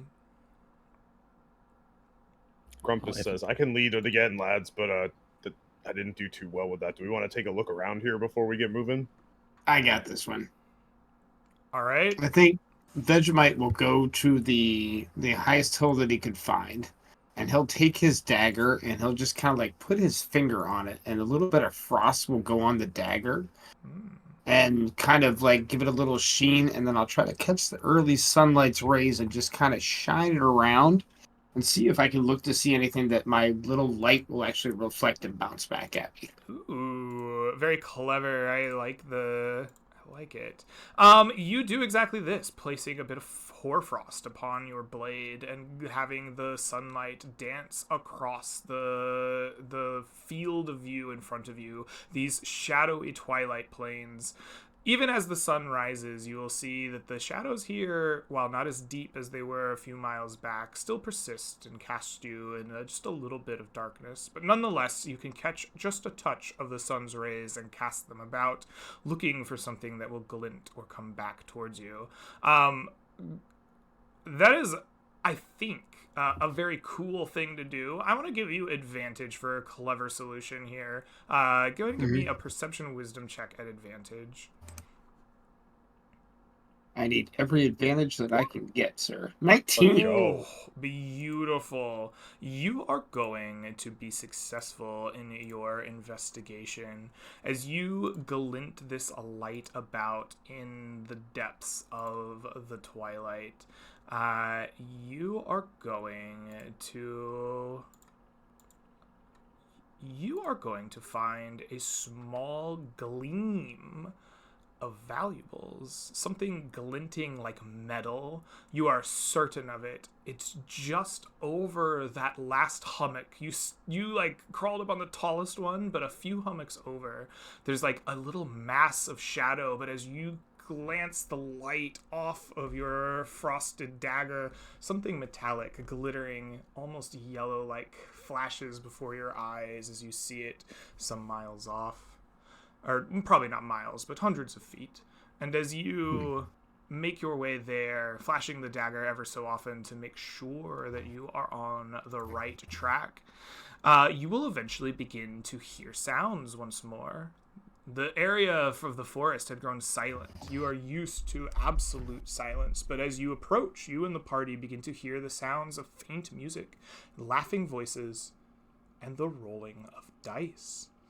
As you get closer, it sounds enticing, and it draws you and everyone towards it. Following the sound, you find no people, no party, but a strange lockbox covered in flowing glyphs. Despite having never seen glyphs like these before, instinctively and immediately you will understand them as an invitation. They read something along the lines of, "What is life without a gamble? It is, of course, our very nature. Risk and reward devoured, or be ever branded a coward. Guess what lies within my box? Your very word, your wager." Upon reading this inscription, you feel a draw to this box. You want to open it. You want to know what's inside, but you also want to make a guess, a bet. What's in the box? Ah, I know this one. Are you sure? Yes. I think my father encountered it on his adventures. I mean, I encountered it in my adventures. Of course you did. What's in the box? Whatever you put in. Wait, is Gorefield your old man? I mean, look at my face. I'm clearly Gorefield. He is. I'm not trying to judge all cat people being the same person, but like, I knew your old man. He was great. Anyway, you asked a question. What was that? I'm sorry. What's in the box? Greg, can you read the rune description for us one more time? Yeah. It says, Thank you. "What is life without a gamble? It is, of course, our very nature. Risk and reward devoured, or be ever branded a coward. Guess what lies within my box? Your very word, your wager." So, what happened is I put in a box my only bow in it before, and I was very lucky. And in return, instead of it, I got a magical bow.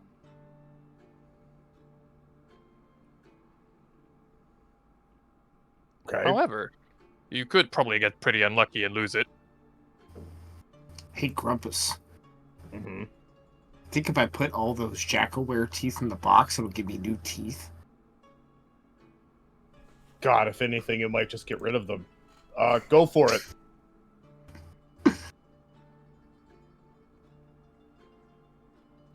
Greg, I'm going to say teeth. I'm going to put all 32 Jackalware teeth in the box. All right. Full The box 32. is closed and sealed, but in your mind, okay. you think teeth. Clearly, what is in the gambler's box was teeth, because what else is Of course. valuable to an old gambler like you? Mm-hmm. You approach this box, eager to open them. Go ahead and make me a unmodified d20 roll, or a death save if that's easier. On a 10 or higher, you will succeed, or else we will have a failure. That is a 6. You open the box. There are no teeth in there at all. It is disappointing, but you feel a tug at your mouth. Your wooden tooth. It's gone. Your real tooth. Oh no. Slowly, one by one, each of your teeth is pulled from your mouth and placed in the box. Joke's on like you. that. Joke's on you, box. I lost my real teeth 200 years ago. But my wooden teeth are gone. I think you say that, but all we hear is With that, the box closes. The sounds of music fade, the rolling of dice disappear, and the runes fade. It now just seems to be a simple wooden box laying on a stone tablet in the grass.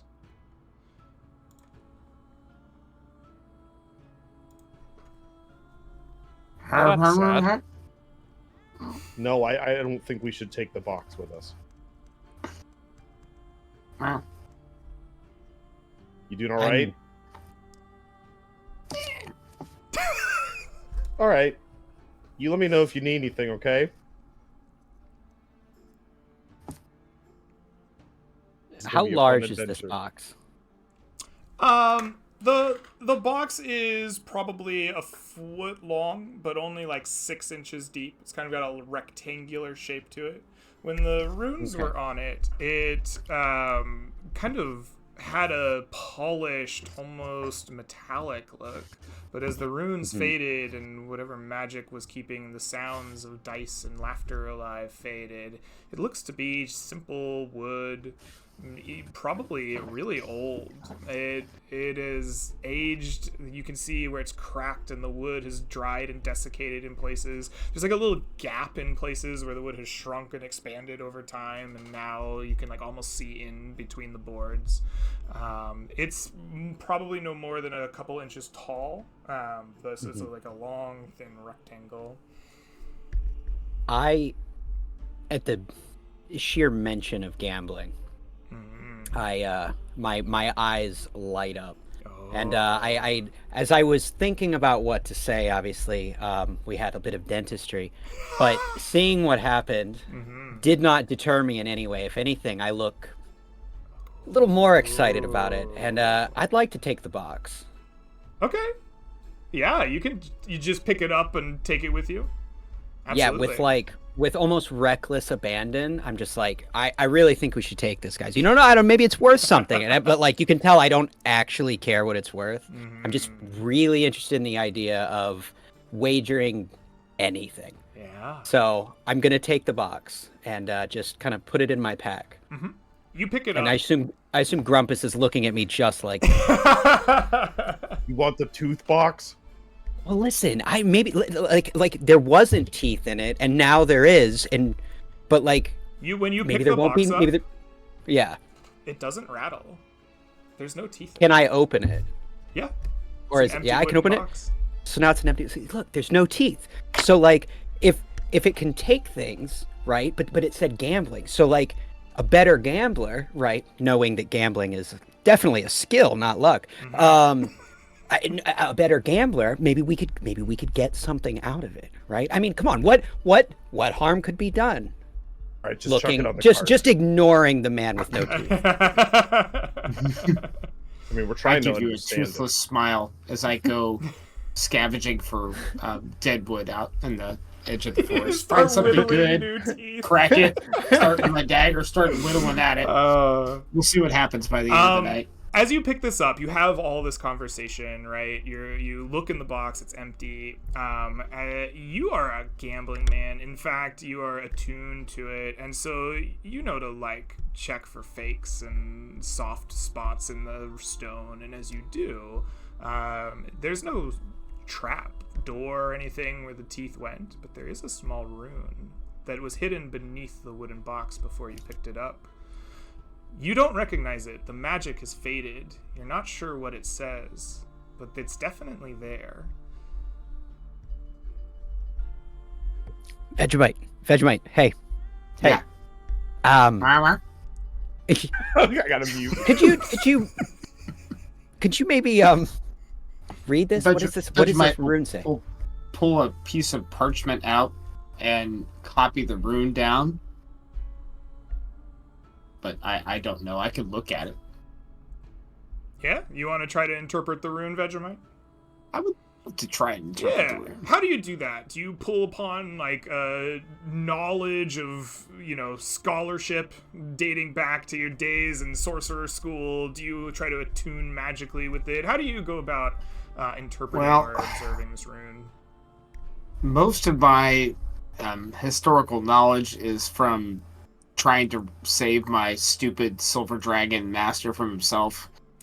He was kind of a dumbass. Yeah. His name was Drumpus. I called him Dumbass the Dragon. He used to eat pretty much anything that he came across. So I always had to constantly try to nurse him back to health. So maybe I ran him across the rune at gambling for, I don't know.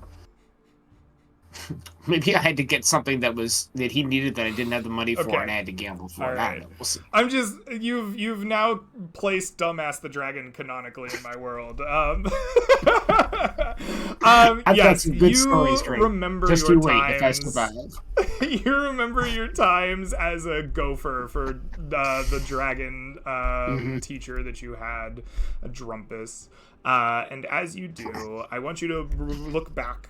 This, I think, is history. This is recalling your past and your accomplishments. Would you please give me a history intelligence check? Your DC will be... Hold on. Your DC will be 13. I'm actually proficient in history. Ooh. And thanks to my -1 modifier, this gives me a +1 to this D20 roll, right? 13, there it is. No, wait, I'm exhausted. Shit, I failed. You are exhausted, making that a 12. You're like, I think I recognize this, but I just don't know where. What was it exactly? It's like on the tip of your tongue.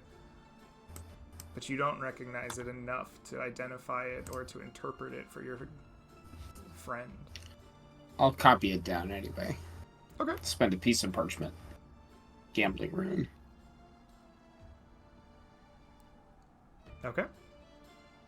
Do we leave this pedestal now with the wooden box secure, or is there more for the party to do here?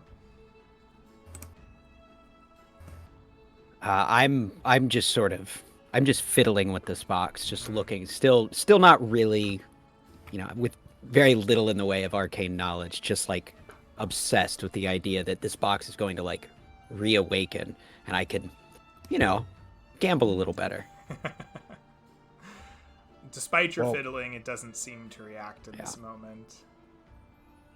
I would Sorry, like you to lost figure me. out how this gnome is still alive. You can consider that as we leave the place. You eventually walk away from this manifestation of some kind of magics in the mists, and will instead begin adventuring forth once more. Your investigation cost you your first exploration point of the day. There is now 5 left as the party stands in the shadowy edges of this entryway to the Twilight Forest. Party, who will lead us in the second leg of our adventuring day? It's 100% the forest, the reason why we're struggling here. Let's get out of here. I'm gonna move us to the southeast. You move to the southeast. All right.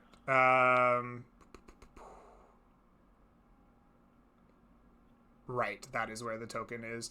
You start marching, leaving behind these stretching, ever-deepening shadows. The river bends up to meet you, and you hear the rush of its waters. Not a gurgle in a stream here, but deep and swift. It is not long after you pass the very last copse of tree here that a green, bright grassland meets your eyes. It is sharp, burning. It makes them water. You haven't seen real daylight in more than 24 hours. But it is here now, and the depth and shadows finally leave their grip upon you. The grasslands here sway deep and thick, green and lush. The waters bubble and rush on the southern bit of your walk. As you make your way through here, Boardfield, would you please roll me a D100 on our encounter table? Absolutely. Would you allow me to do it recklessly to gain a +10 to the roll? No, just roll straight one D100, please. It would have been funny. That is a 98. Oh All no, right. dumbass the dragon. Dumbass the dragon comes flying down. I need a rune. Instead, as soon as you leave the shadows, something overtakes you, and it is mist. At first, light and easily forgettable, but growing thicker and thicker from the southernmost reach of the river banks, flooding towards you until you cannot see in front of you. The entirety of your vision is white fog, and then footsteps, deep, heavy footsteps.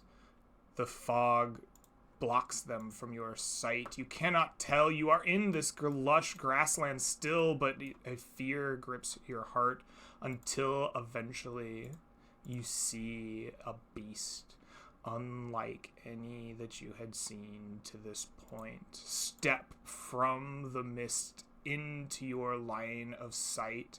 A terrifying shape of lizard flesh, taller and larger than the horses that you rode in on, akin to size of the chimera-like beast that flew from the sky. Feathers sprout from its lizard-like skin. It looks to you and it roars. Its roar deep and rumbling. It makes you feel its pressure in your bellies.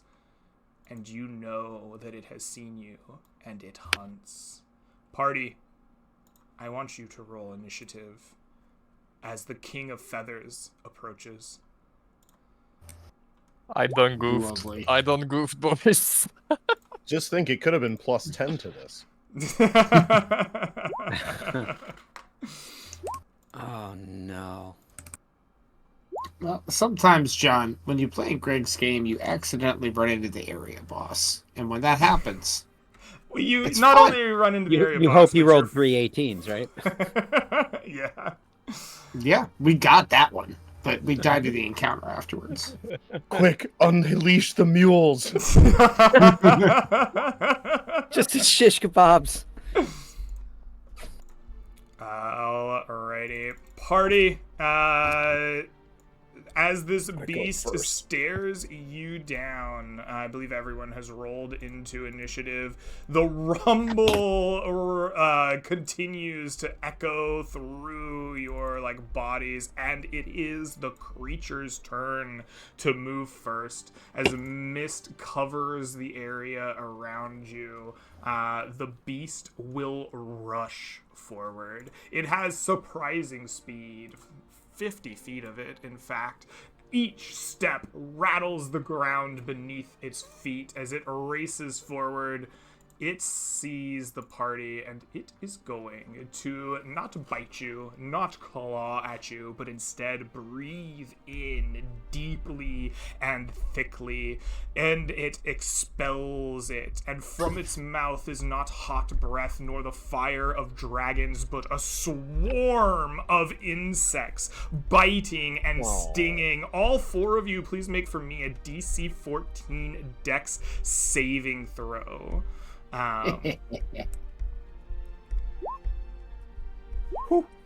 Nope. Do I get danger sense for this? How does danger sense work? Danger sense would give you advantage, right? On dex saves? Yes, you would. Okay. I don't know. Can we see this giant lizard coming? You saw it come out of the mist, and then it starts running up towards you before you have the chance to seize initiative.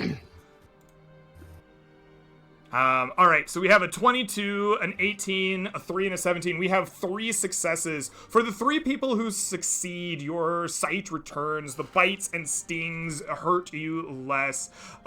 You are going to take half of 2d4 piercing and slashing damage, and you are going to take half of 4d4 poison damage. For a total of half of 12 for 6. For the person who failed, Vegemite, That'd be me. you take all of that, 12 points of damage. Does your gnomish, frail form hold on? Are you alive, or are you dead outright? I have, after my wound, 5 maximum HP, so I think that For the kills me. purpose, we litigated this before, the wounds will cause you to drop to 0, and you can't heal past them, but for purposes of killing your character, we're not going to count them. In that case, I started with 8 maximum HP, so I will not die outright. You but I do will not be dead. die outright. You are blinded until you are magically cured, should you come back. But instead, Okay. you All right. worry about teetering on death's door. Borgfield, you are the first to react as this swarm of insects passes. A terrifying beast of feather and lizard-like claw and skin stares you down. What do you do? For a second, I weep as I see an old man die, and then I realize he's a gnome. Not much loss there. Wow. There'll be Sorry. another. They keep coming till I run out of condiments. I will rage, Okay. and I'll move right over there, and I'll give a stab this side of this creature. I will not attack recklessly, but I'll try and slice his tendons off. With a weakness 21, you will, or a 20 naturally, you will strike the creature. Go ahead and roll me some damage. Yeah. For 8. It takes 8 points of damage. Excellent. There we go. Anything else? No, I kind of look at the party and I'm like, run. As your words echo out, Vegemite, you teeter on the brink of true death. Fighting for your life, will you please roll me a D100? A D100? Or, I mean, sorry, a death save. I've asked for so would many love to roll D100s, a it just came D100. out. Oh, No, a death save, Death please. save coming in. Okay. 9. 1 A failure. 9. Please mark 1 failure as you continue fighting for your life. Garlic, you see this beast as the swarm clears. What do you do?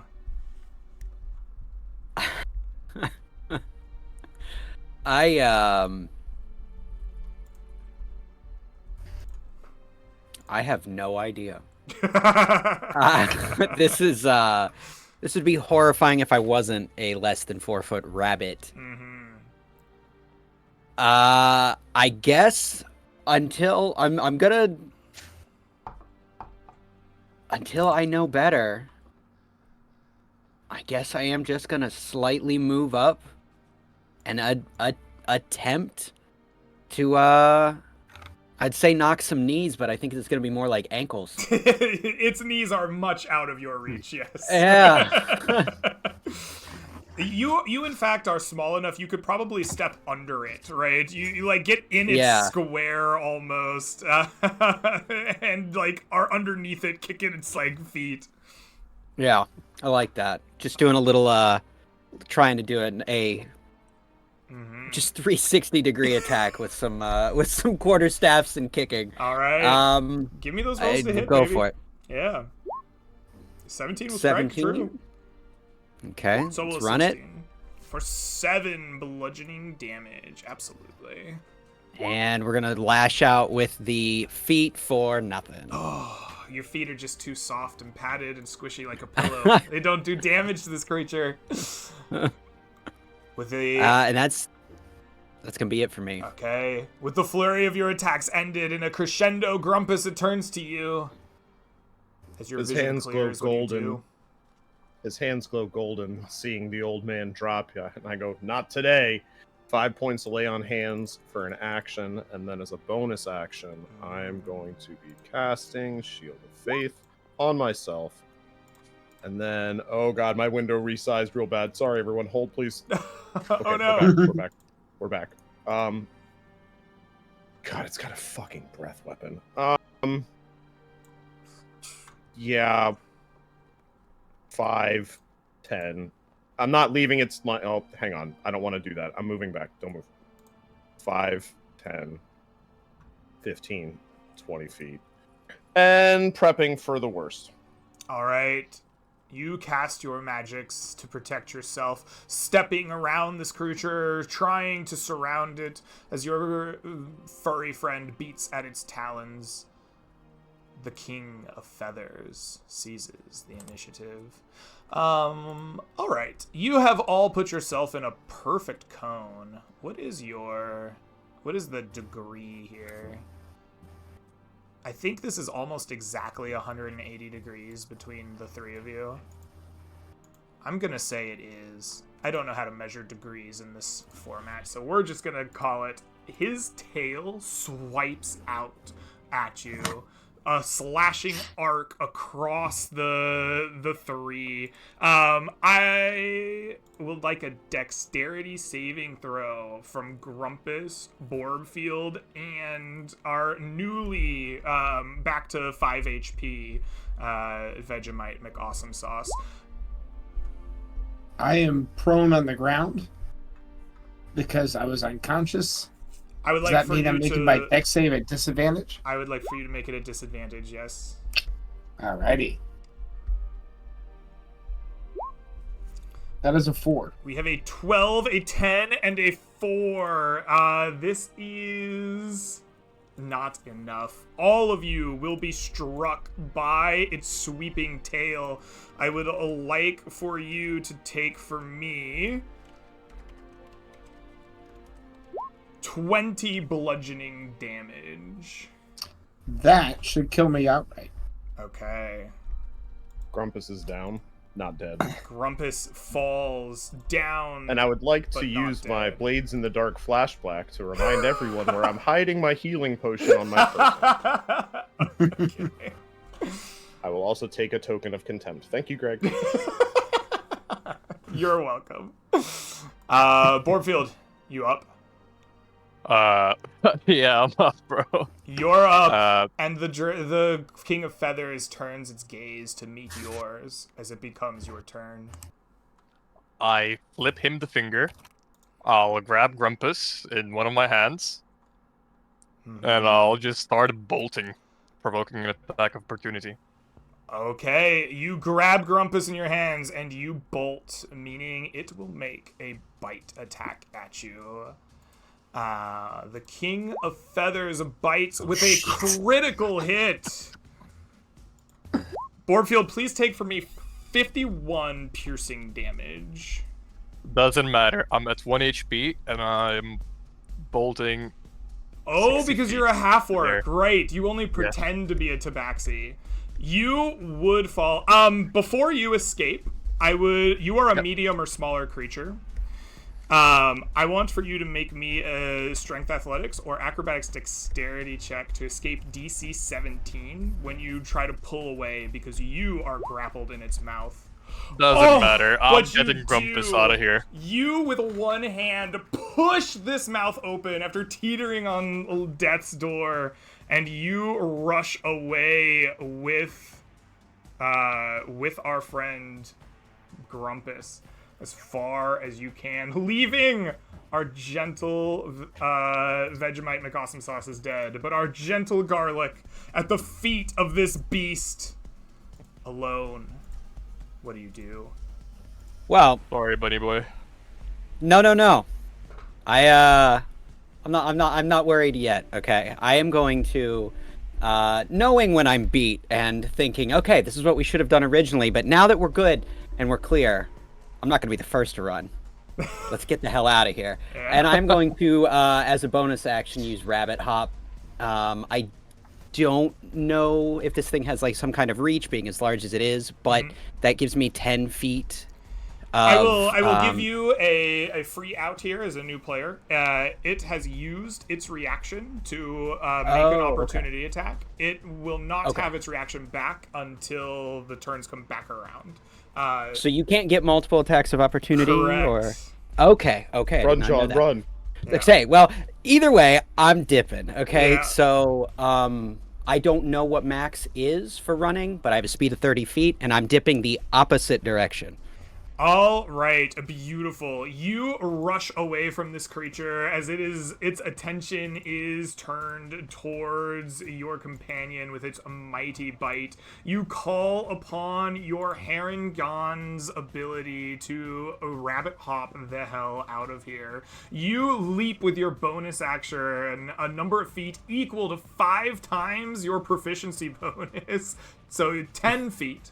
A mighty 10 now, hop out of the like base of this creature, and then you sprint 30 feet, and then we'll take an action to dash for an additional 60 feet. Grumpus, we're gonna stay in combat for just a second, because you are dying, bleeding out. Would you please make me a death saving throw? That is 1 success. Yes. All right. Party that is running, Garlic and Boardfield. You're in a chase, and the King of Feathers stomps after you, its feet pounding into the ground. It's not particularly fast, except for the fact it's so big. Each step eats up so much of the ground. It rumbles behind you. It seems to be gaining upon you. I want you to tell me what you do to escape in this round as it chases you down. Do you run faster? Do you distract it? Do you hide? How do you escape this chase?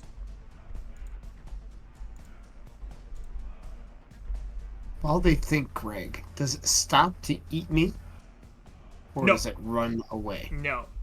It hardly even noticed you after Boardfield like ripped itself out of its mouth, like some pride moment here for the King of Feathers. I understand. I request a con check for the King of Feathers when it does find my body and eat me, because that's probably not going to go through. Okay. That is all. That should have given everybody else enough time to think. Go ahead, guys. Good luck. With so much adrenaline rushing through my body, and I nearly died outright being bitten by it, and like my meat flaps everywhere, being like ripped apart by its, I guess, teeth and claws and tail. I would like to put everything into my athletics and dash as I commune with the eye, looking for a way home, really. You don't distract it, you don't throw anything at it, you don't do anything other than run. Pure speed is the way to go. You attempt to outrun this thing. Please give me an athletics strength check, please. You are raging, I believe, so you will have advantage. Perfect.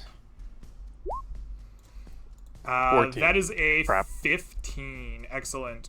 As this is happening, Garlic, are you also sprinting away? Are you trying a different tactic? I think that in typical rabbit form, I'm sort of doing that back and forth zigzagging, but I am frantically on the lookout for something that I could get under, some sort of small hole, a bramble, literally anything that this huge creature, or, well, I don't know mechanically huge, but this very, very large creature would hopefully overlook me. I love it. I want you to give me a stealth dexterity check as you attempt to dash behind the first bit of bramble or boulder that you find out here to hide yourself. It's a 21. Combined, you have a 36 for this creature to race you down. Perfect. Let me check my King of Feathers here. My King of Feathers is going to try to rush after you. And it does so with its pure, unadulterated speed. It is going to roll this. Plus, there are 2 of you, so I will give it a... Alright, we're just going to roll this flat, and then I'm going to roll an extra d8 for the being chasing 2 targets. That is a 27. I don't think it can catch you. That is a 34, which will just miss the 36. Borbfield, you race off until the mist itself dissipates around you. The creature steps, fading. Garlic, you hide in brambles, shivering, anticipating, waiting. But the beast pounds off away, and it fades, and battle ends, and you are safe for now. Grumpus, I need you to make me a death saving throw. Yep.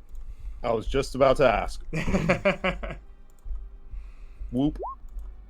Oh, that was close. That was... You have 2 successes. Borbfield, as you race away, you are carrying the limp, nearly dying body of your friend Grumpus. You are safe for now. The mist dissipates. You pant, exhausted. Do you attempt to stabilize him? If I feel like I'm out of the thick of it, essentially, if I feel like I'm not being chased anymore, yeah, I would toss his body somewhere in the bushes and try to, press on his wounds to make the bleeding stop. Toss him in the bushes. Exactly, yes. All right, go ahead and give me a medicine intelligence check, please. If a DC 10 is hit, he will be stabilized. Less so, he will keep making death saves. Medicine wisdom or medicine intelligence? Medicine is an intelligence skill, I believe. Wisdom. Medicine, I wisdom, think it's please. a wisdom skill. Yeah. This Thank God, that's an mental extra +2 there. So 13. A 13. Grumpus, you are stabilized. Grumpus, roll me a 1d4, please. How long am I unconscious for? You Big will number, awake or- with 1 HP in 4 hours. Garlic, you wait. The beast bounces on, or pounds on, the footsteps fading, but you are still in this mist, hit thick and heavy, hiding. What do you do as you shiver in these brambles? I think I'm gonna try and keep an ear out, obviously, to the point. Yes, a rabbit ears. I'm gonna try and keep an ear out for once the, I know I have no longer heard nor felt, this gigantic creature, and I'm just gonna try and, if I can hear far enough to know that my, to know a direction for the others of my party who are still alive. If not, I'm going to kind of try and regain my my bearings and head in the direction I last saw them. Okay. Maybe trying to use a small gnomish body as a marker for where we came from. Okay, I like that. That's clever. So you want to listen first. So I want you to give me a perception wisdom check because you're listening and you're scared and this beast is running away, but you wanted to listen to where your party was going. I will say this is probably just DC 11 to hear them. This is a thing that you are good at and should likely succeed. Perfect. 13. You get your bearings by listening. You hear their footsteps mixed in with the fading beasts. You can find them quite easily if you were to rush after them.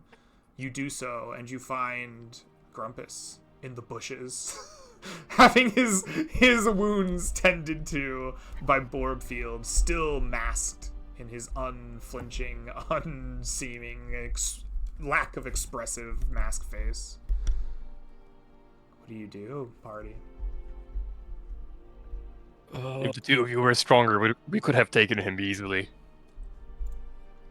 There's no way. Did you see the size of that thing? Could have eaten you in one gulp, let alone me. Well, he tried. He really That's did. fair, I guess. With a critical hit as sort of- well. I see that, and I like see just the no doubt viscera just dripping from where you've pulled yourself out of the mouth, and I go, okay, poor choice of words, but you understand what I'm talking about. How's the dwarf? You look at the High up. dwarf, like, you know, he's wounded, but he's stable, sleeping, and then you look at Borbfield, and there's like guts spilling out of his body, like the entire back is non-existent anymore. No idea how I'm still standing after taking like 60 damage. And assumedly, this is Grumpus is still unconscious. This is within that 4-hour span, right? Yes. Okay. Absolutely. If you want, we can sit here and wait for 4 hours to like move on, but I'm giving the party a chance to exist in that moment after the fight. Yeah. I reckon we should short rest. We should definitely tend our wounds before we do anything else at all. I agree. I'd like to. Yeah, I say that, you know, again, you've already thrown him in a bush. Let's and again, I'm still in like literal fight or flight mode here, but I say let's, you know, just try and keep him covered, and let's keep ears and eyes out, and just you need to take care of yourself. And I don't know. Yeah, can you do anything for yourself, or do we have to wait for Grumpus? If we rest, my wounds will close on their own, slowly. Okay. It's almost like Okay, 5e just heals wounds. And I'm sort of just like looking at myself like, how in the hell did nothing happen to me? Must be your rabbit's foot. Yeah, I was gonna say that. lucky. It's almost like the gnome took the brunt of the attack to let you get away. All right. Yeah. You spend your time resting. I'm going to take away one of your exploration points as you rest a short rest. You bind your wounds, maybe take a stiff drink if you can, nibble at some rations if they appeal. You wait the 4 long, excruciating hours, uncertain if that beast will come back. You fear the ground itself rumbling, but it does not. And eventually, Grumpus, you will awake. Before you do, I guess, the party may take the benefits of a short rest. So any spells or class features that would return from a short rest in the player's handbook, you may regain access to. As well, you may spend up to 1/2 the total number of hit dice in your pool to regain HP for a short rest. I get that as well, or am I knocked out? If you want to sit and wait longer after you awaken, I won't make you spend another exploration point. You can take advantage of it as well. Just narratively, I guess we're just gonna have like a 5-hour long rest. Actually, for a 5-hour long rest, I feel like I should take away another exploration point. That's a long rest. How many are we left with? That would put you down to 3 for the day. Yeah, okay. That's That's enough worth- to get to the fort victory. All right. Grumpus, when you awake and you join the resting party, what does it feel like to come back from the brink of death and be down a party member? What is the mood like here for the 3 of you? This is the second McAwesome sauce I've seen go. Oh, that's true. So I think at this point, I pull out something I haven't seen in a long time, and I do a little think. barbecue McDragon sauce, the little tiny dragon brooch that I got a long time ago when barbecue McAwesome sauce went down. And I do a long think on if I really want to take another magical gnome with me, knowing how well they fare. And this little barbecue McDragon sauce, I think we flavored it to have. Brian, do you remember barbecue's voice? I remember it being.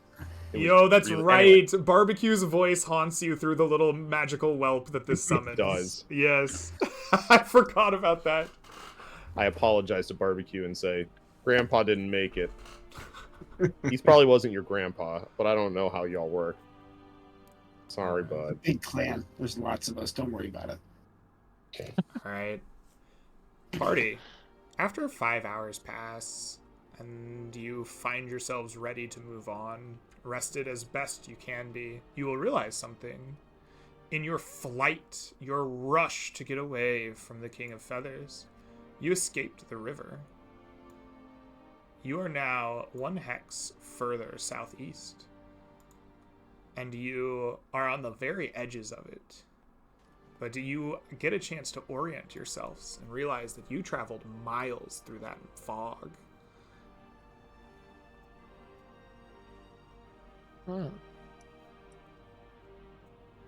Grumpus That's checks. interesting. Grumpus checks his map and the curvature of the river to confirm this, and goes, Yeah. "Oh, wow, we are really close to where we want to be, boys." I mean, that fog, if we find a way to control it, it seems like we can travel way further than we normally could.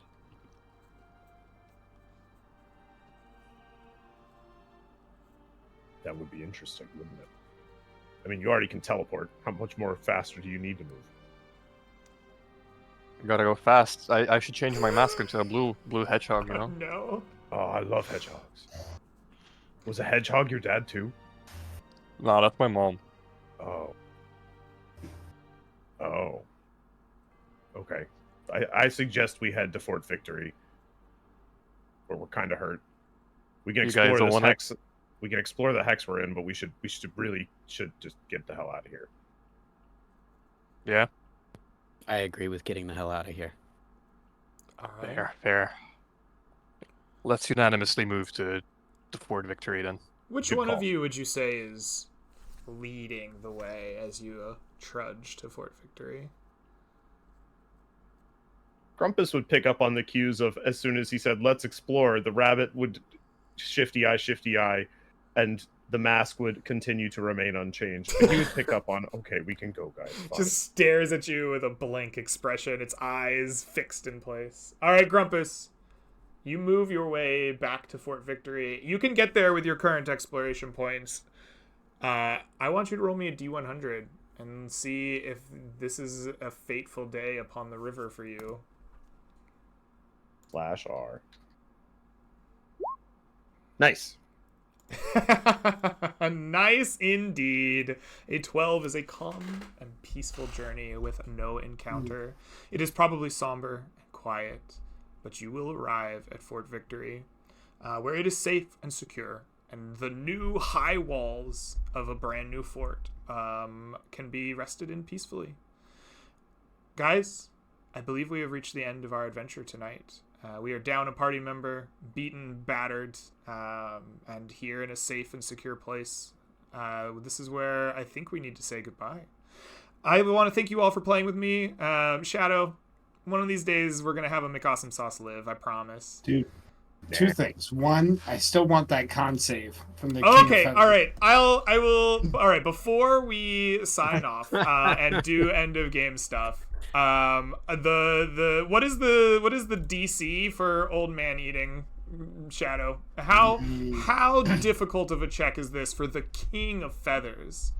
Well, I mean, he is the King of Feathers, but Vegemite tastes like dust, old weather, and he's got like 32 loose Jackaware teeth in his pocket. He This is does my have a first shit part ton on of the inside.